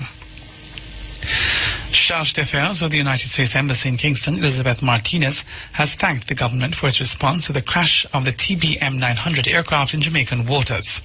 Mrs. Martinez says coordination between all of the Jamaican and the United States authorities has been excellent. She was speaking at a press briefing held at the office of the Prime Minister yesterday. The media briefing was attended by personnel from the Jamaica Defence Force, the Office of Disaster Preparedness and Emergency Management, the Ministry of Health and the Jamaica Civil Aviation Authority. Mrs. Martinez also stated that the U.S. has been in contact with the family members affected by the plane crash and will be keeping them updated.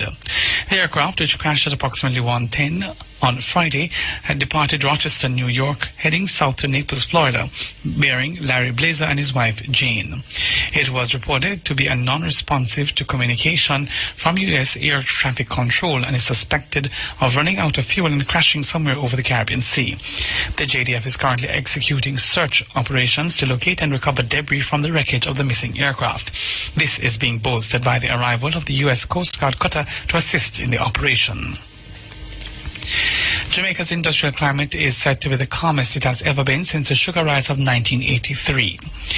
Labour Minister Derek Kelly says the achievement is due mainly to the work of the ministry, which has expertly and professionally handled industrial relations matters with support from the Industrial Disputes Tribunal. He was addressing employees at the Hanover Parish office of the ministry in Lucy. Mr. Kelly noted that the calm industrial climate is now an attraction to prospective investors who will always look at the area before committing to spending their money. The Jamaica Employers Federation, JEF, has renewed its partnership with the Hard Trust NTA with the signing of a Memorandum of Understanding. This comes at the start of the National Employers Month under the theme Our Agenda, Growth, Development and Partnership for Prosperity. Speaking at the launch of Employers Month, State Minister in the Commerce Ministry, Sharon Fox Abrahams, says the role of the JEF is important to development and growth of the country. She said the private sector is in fact the main driver of economic growth, with the government playing a supportive role. She adds that the government is implementing several measures to support employment and growth in the country. The MOU was signed at the launch of the National Employers Month celebrations at the Jamaica Employers Federation in Kingston. In news overseas, medical charity Médecins Sans Frontières says a 3-day lockdown announced by Sierra Leone to combat Ebola will not help contain the virus. The charity said a lockdown would force people on the ground, destroy trust between doctors and the public, and ultimately help spread the disease. Sierra Leone officials say the measure, due to begin on September 19, will let health workers isolate new cases. Finally, prosecutors at the International Criminal Court have asked for the case against Kenyan President Uhuru Kenyatta to be adjourned indefinitely. ICC Chief Prosecutor Fatou Bensouda said she still did not have enough evidence to proceed with the trial, which was due to resume next month. The trial has already been delayed several times, with key witnesses pulling out. And those are the local and international headlines. News next at 11:45. You can go online to irfm.net to view some of the stories. Like us on facebook.com/irfm news. Follow us on Twitter at irfm_news. From the IRFM newsroom, I'm Hal Shane Burke. That was news from IRI. Some serious relevance there. Well, you go, Prof. Continue to carry the flag for us. Yeah. In the British Parliament. Well, yes. Boy. All right. So I was saying that we need to get something going, regional wise. Yeah. Region wise. You know, like the cricket. You know, You we mean need to build the something- cricket. Yeah, you mean something else? You mean Yes, and we can get something else. You know what is we don't pay attention to it because it's almost invisible, but it is even more vibrant than the cricket. what is that? It's exotic dancers. No, I'm not lying. Yeah, binds us together. It is a unifying force in the Caribbean because you have, no matter what you think about it, you know.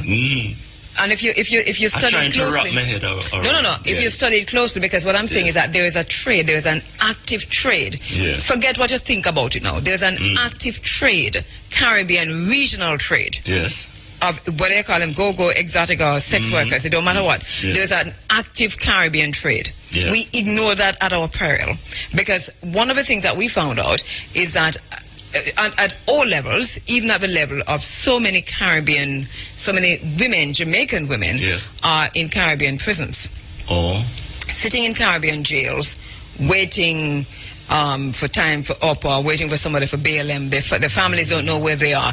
And we have done some serious research on this. Where I stopped short on doing the research is that I couldn't get any funding to go into the Caribbean to follow the story.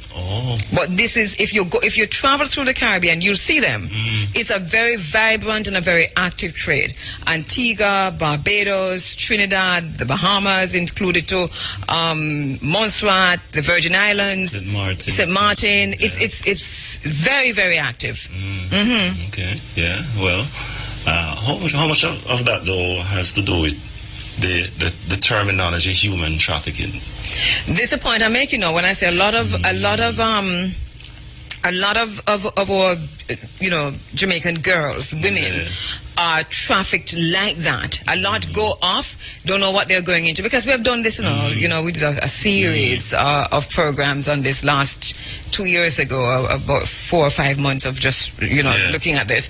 And a lot of them do go, a lot of them come back and they tell their stories, but a lot remain in jail. And then human trafficking, big part of that too, because we felt that all these girls that we're seeing on TV after and before news, the two television stations that they're missing.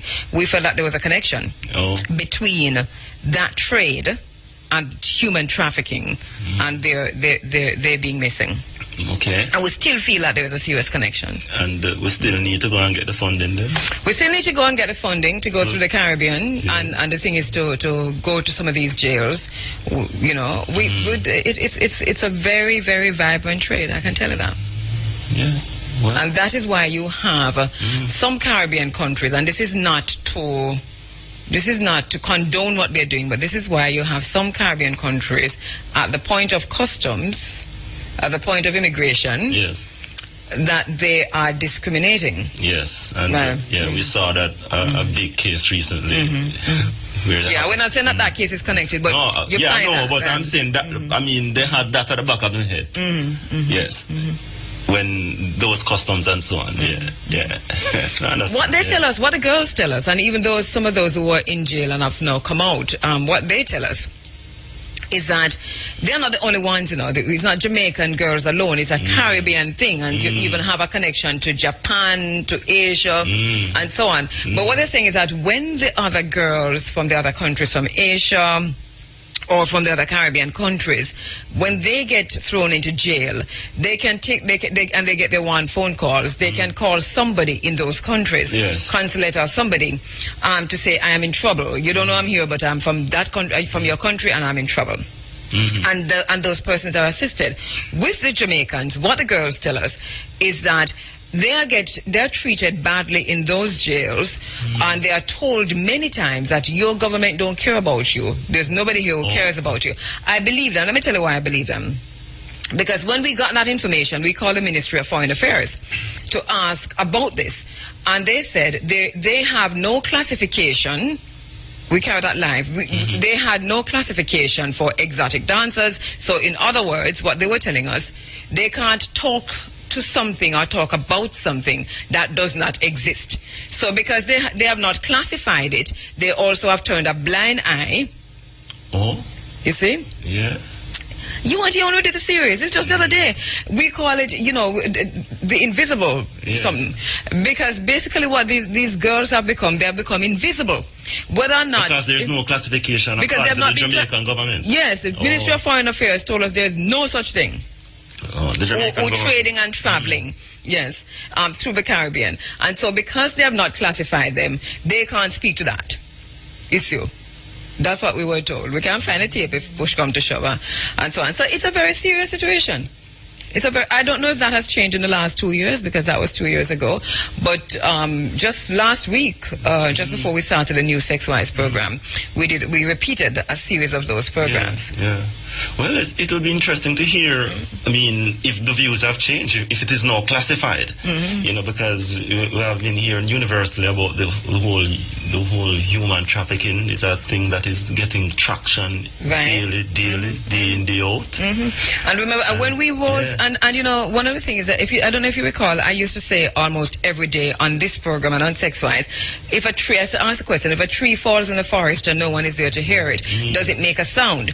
I was talking about the way we were shouting loudly about incest and child abuse and so on for the last 10 years, for the last decade, and how we try to engage the CDA and engage the agencies to work with us as a media house to get the information out, and they refused to work with us to get the information out. That's the first thing.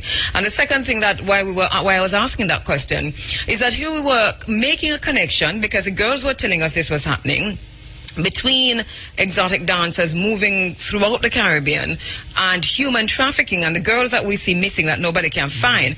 And we are saying to the Ministry of Foreign Affairs and to anybody who would listen that there might be a connection here, and they're telling us there's no classification and no. We hear them now, though, making that connection 3 years later, 2 years later. Oh, so they want to say better late than never. Better late than never, my foot. It's a very serious thing that's happening in Jamaica. There's just too much discrimination. To people in public agents and what you call it, commercial people and technical people need to get over themselves. And deal with technocrats. They need to get over themselves and deal with issues as even before them arise. They need to get over themselves. They need to get over them Christian selves, because they use the Christian selves to prejudge the person who they're supposed to be assisting. Or the slavery mentality. You have to understand, I don't mean no slavery mentality, attacking the Christian self that prejudges the person who is a sinner. And because that person is a sinner and coming to your midst. My point is that the whole Christian, as how we know it, is a whole slavery. Yeah, I get that point you make. Slavery yes. symptom. Yes, I totally get it. Yes, I understand you're looking at the broader picture and I'm looking at it narrowly. But you can say I feel strongly about this thing. Yes, that's it. I've been working on it for a long time and not getting much place. Anyway, what is your beef? What's your pet peeve? What's bothering you? Me? What is bothering What in the society is really griping you? Well, they need to get this ganja thing out of the way quickly. I know that recently the minister, he made a law, out of the Mariadine case, that officers should not arrest a man with a spliff. You just do the particulars. But I want to say more. I want to say a total legalization quickly. Of small quantities. Quickly, and get that out of the way, because we know that out there you still have a lot of officers. It's like, because the thing is coming up, it's like they're doing a last lick kind of thing, and I get that feeling out there a lot every day. Some of them we don't hear, and I get the feeling that a lot of them out there are doing this last lick thing, as what happened with Mariadine and others, and they need to get this thing quickly. Yeah, I agree with you, and I think that the training, you see, if the police is trained, and if part of your training you are, and part of your assimilating into the force is to wet your foot in the arrest of the man with the spliff, because that's an unspoken rule in the force, Yeah.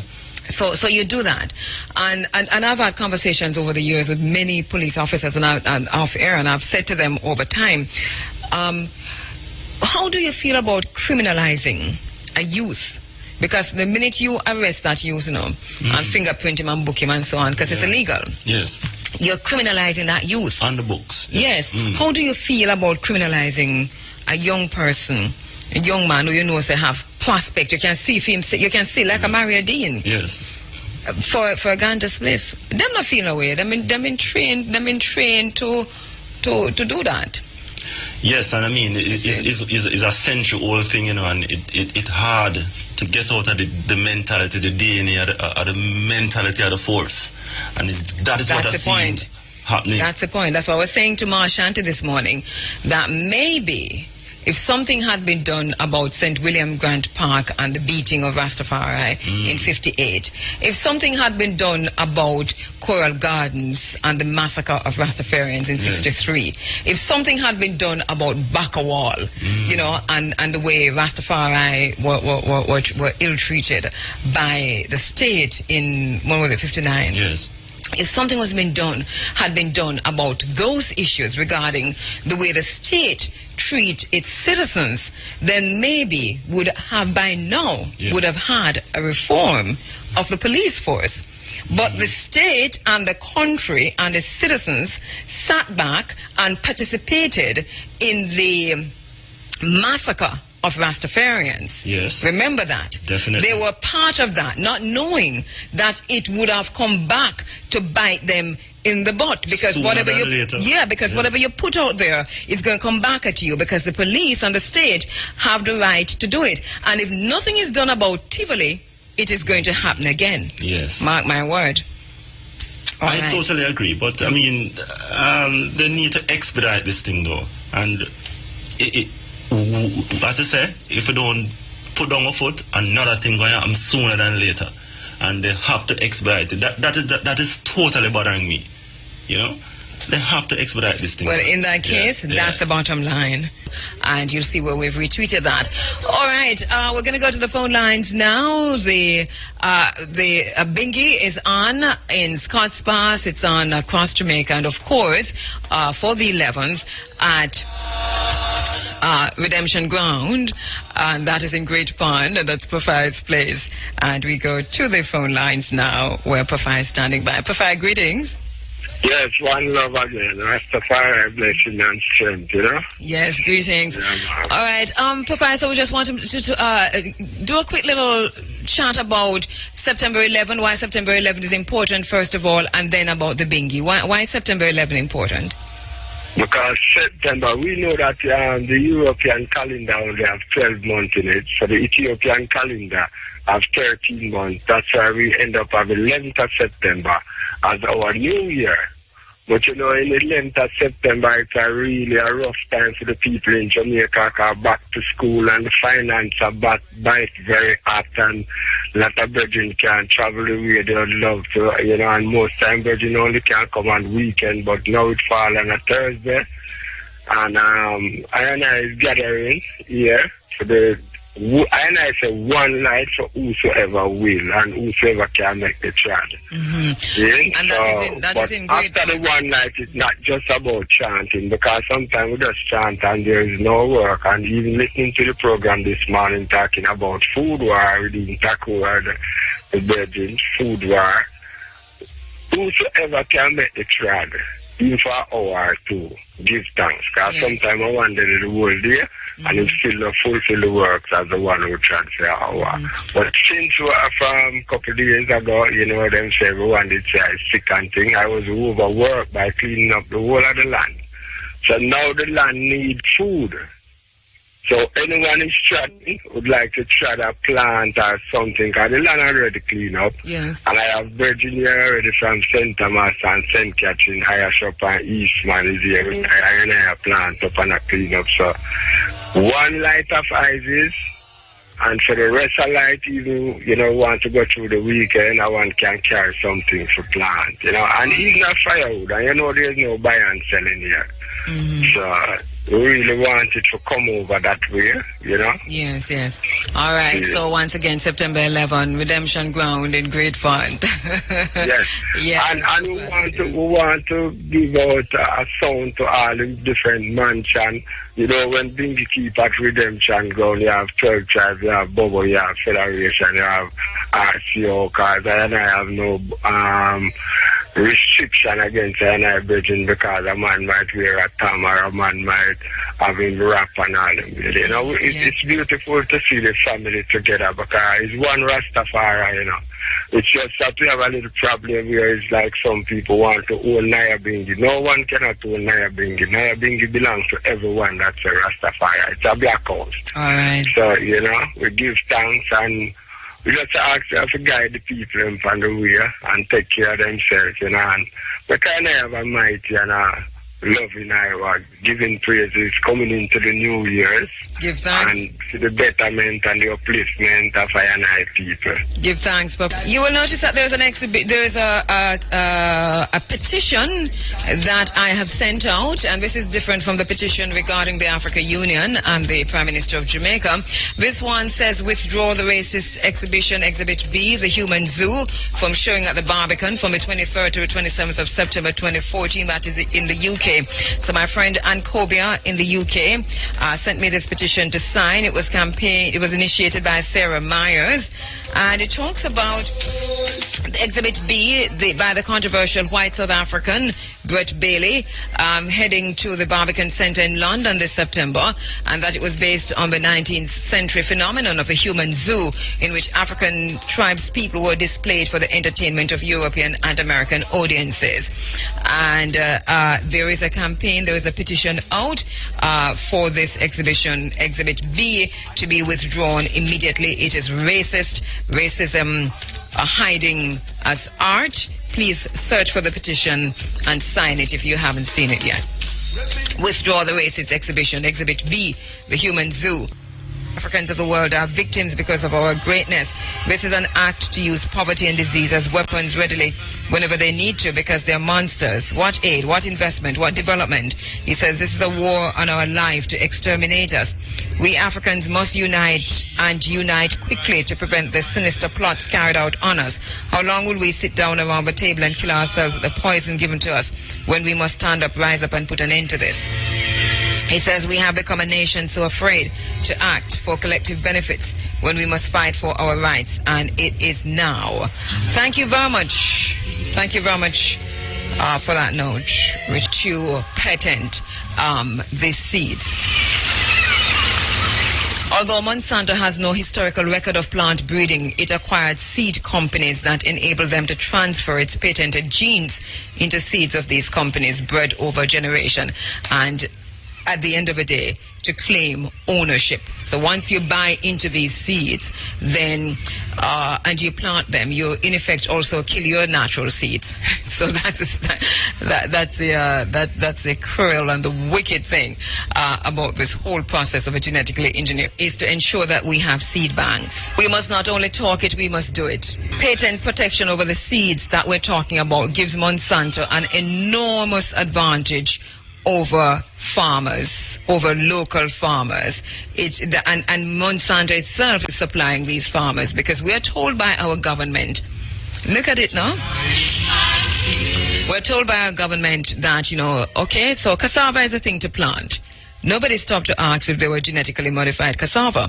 Yes, genetically modified cassava is available. What other question do we have to ask? And as I always say, don't answer me.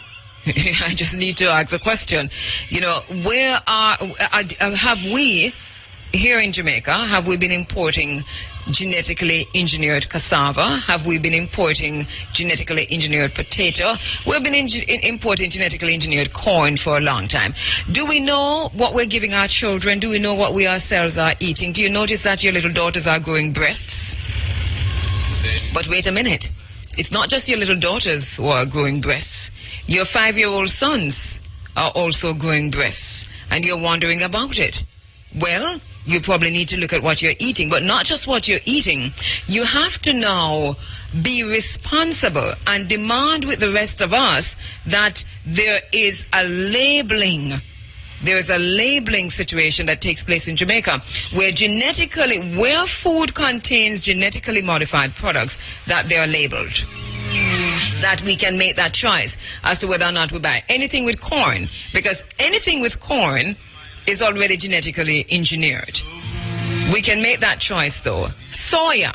Lots of vegetarians listening to this program, but soya beans, for the most part, are genetically engineered. You need to find out where the soya beans are that are not genetically engineered. So when you take your child off the cow's milk, and maybe as you raise the cow yourself, eating grass or bush, and put them on soy milk, because remember, we were telling you to do that, it's best to go soy. He's my guide, which is better and which is worse? So whom shall I? These are some of the questions that we have to begin to ask ourselves again. So we must not just talk about a seed bank. We must just not talk about labeling, but we must do something. The farmers, when Monsanto, the way in which Monsanto is dealing with farmers now, and all the other the biotechnology corporations, the farmers are made to sign extremely restrictive user contracts that prohibit the replanting of old seeds or any independent breeders from using these seeds for research purposes and so on. And Monsanto itself owns 2 of the most commonly used GM traits on the market. So it enters into licensing agreements with other biotechnology and seed companies, and they in turn pay Monsanto hefty royalties to use and sell these GM crops. Why is this of importance to us? It's important to us because very soon, we're going to have to buy all the seeds, all the fruits, all the food that we've been planting, our ancestors have been planting for generations and generations and generations. We're going to have to buy these. And we are participating in the food terrorism because we go to the supermarkets and the hardware stores and we buy the canister for the Roundup spray. And Roundup is good, you see. That's what we talk to each other about today. Roundup, good, you see, man. Because when you spray the Roundup, the weed will come back, Yeah, not for right now. The monster killer weeds will come shortly. But the worst thing that's going to happen is that your land is also dead. Your land is also dead and will not grow anything else apart from Monsanto seeds, which you have to continue using their killer weed products on. And every time the Roundup develops, every time the weeds develop the immunity to the Roundup spray, there is a stronger weedicide and insecticide that is manufactured. So it'll kill weed, it'll kill the land, it'll kill our children, and we soon mutate. That's the thing, look at each other, we soon start mutating.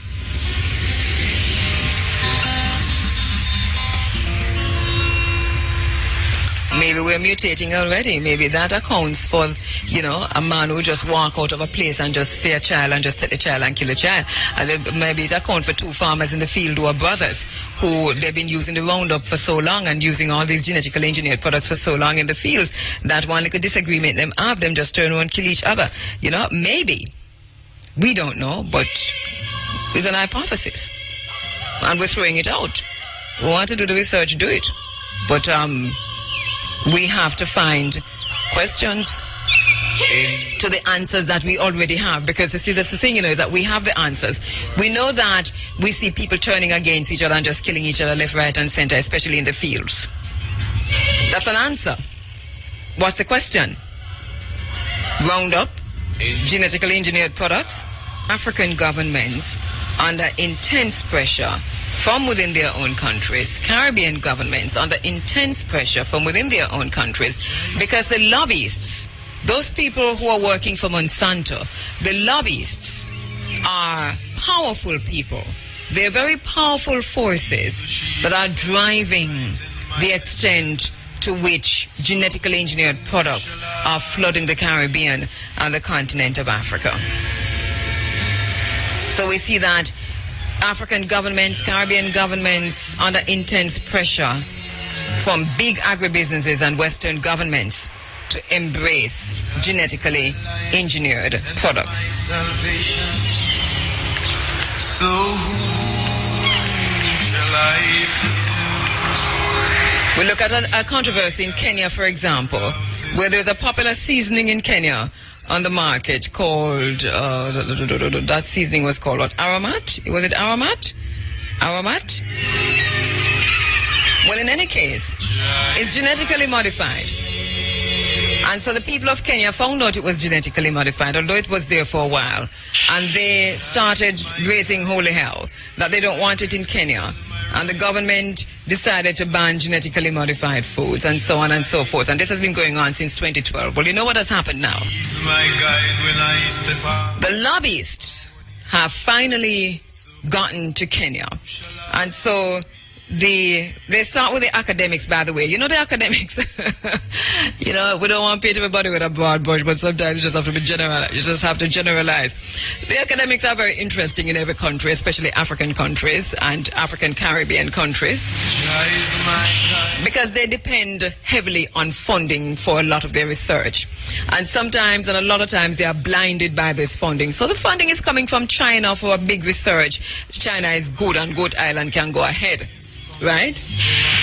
And them can get 200 acres of land, you know, up Mount Rasta and so on.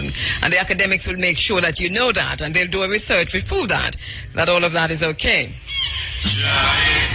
And if they're getting, you know, funding from, say, Monsanto or a pharmaceutical company, then everything is just good with that pharmaceutical company. So no matter what the people say and no matter how the people feel, or even if people present with, you know, part of them nose gone and part of them eye gone and half a head and no skull, you know, they're going to look at them and tell them that no. Nothing is wrong with you. It is your mind over matter because they're taking the funding. So, you know, Marcus Garvey talk about the academics and, you know, it is what it is. So, anyway, so we have the academics in Kenya now who have come out fighting with the research to show that nothing is wrong with genetically modified foods. And I guarantee you that if you follow the money, you'll find the lobbyists who represent Monsanto in the middle of all of that. And we're not calling names, so we don't know it's who. It's not like that. It's not as if we know who is representing Monsanto in Kenya. We know who represents Monsanto in Nigeria, but we have to go look now and see who is doing that in Kenya. I know my friends on the internet can Google that quickly and, you know, send me that info, make sure it is. We'll double check on it. You probably won't name it here. We'll do a research because we do that, do a back check and front check and so on.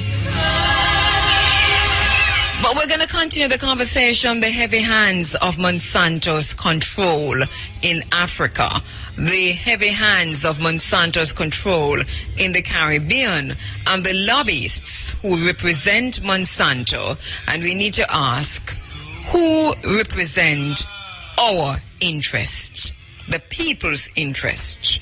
Speak truth to the people. To identify the enemy is to free the mind. Free the mind of the people. Speak to the mind of the people. Speak truth. Yeah, man, this is Clive, a.k.a. Chris Zogo, you know. Well, you can give me a minute to make a talk to your listeners, them.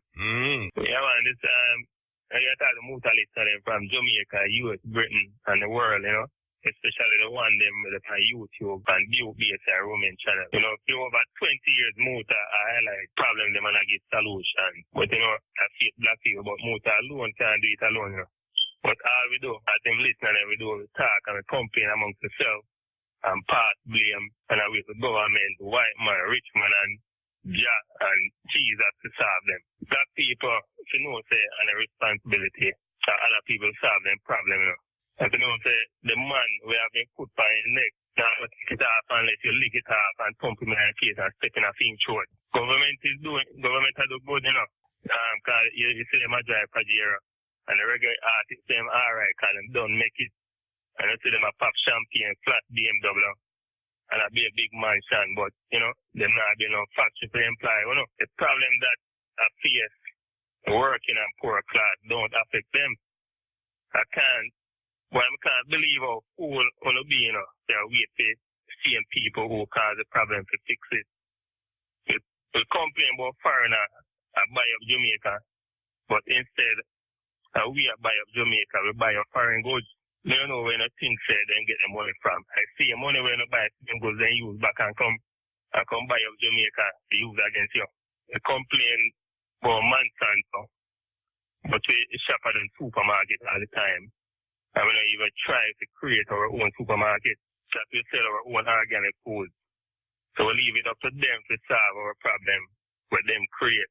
Marcus Garvey say, if you can't do what other races do, you don't deserve to die. And that is exactly what happened to me right now. If you can't own the wholesale like the Chinaman, you don't deserve to stay poor and jobless. If you can't own the multinational like the white man, you don't stay at the bottom of the political and economic system and big IMF. If you can't own the big farm like Monsanto, you deserve to die from cancer and death of famine. Muta give you no solution to the problem.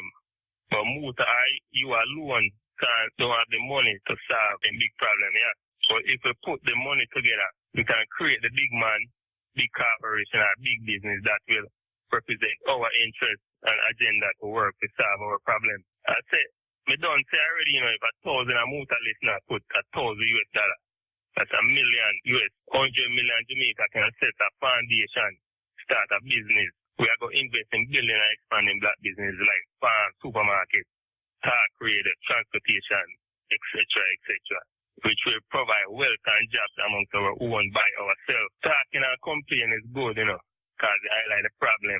But it's time to build business and structure to solve the problem that we complain about so much. Every race have them structures set up. That is why you can see Chinese come from China, set up shop, and stock it out with all Chinese meal. All a black man know to do is just be a buyer. You can't even blame the Chinese, because they're not doing it for yourself anyways. My solution, I know the be all and all, but it's one thing that is in your power to do and can create a system that will outlast us all alive now, Muta is the only man in Jamaica I feel that is trustworthy. That is why I'm willing to invest $1,000 US in him to set up a business to build our system. There must be at least 1,000 of him listeners who believe in real self-reliance. If not, I guess black Jamaican is doomed to want to be beggars. $1,000, I don't know, why? Because Jamaicans spend more than that on ganja, liquor, bleaching cream, clothes and car and big house, etc. Overconsumption. If you don't have 1,000, then you know what? Can't get 10 people to join you as one then. So I want all the serious Muta listeners them to email muta@irfm.net. I call up and tell them, say, you're ready to invest in him to build a phone system. So that means want to the people in Muta. Blessed man, give thanks. That sounds serious. That sounds very, very serious.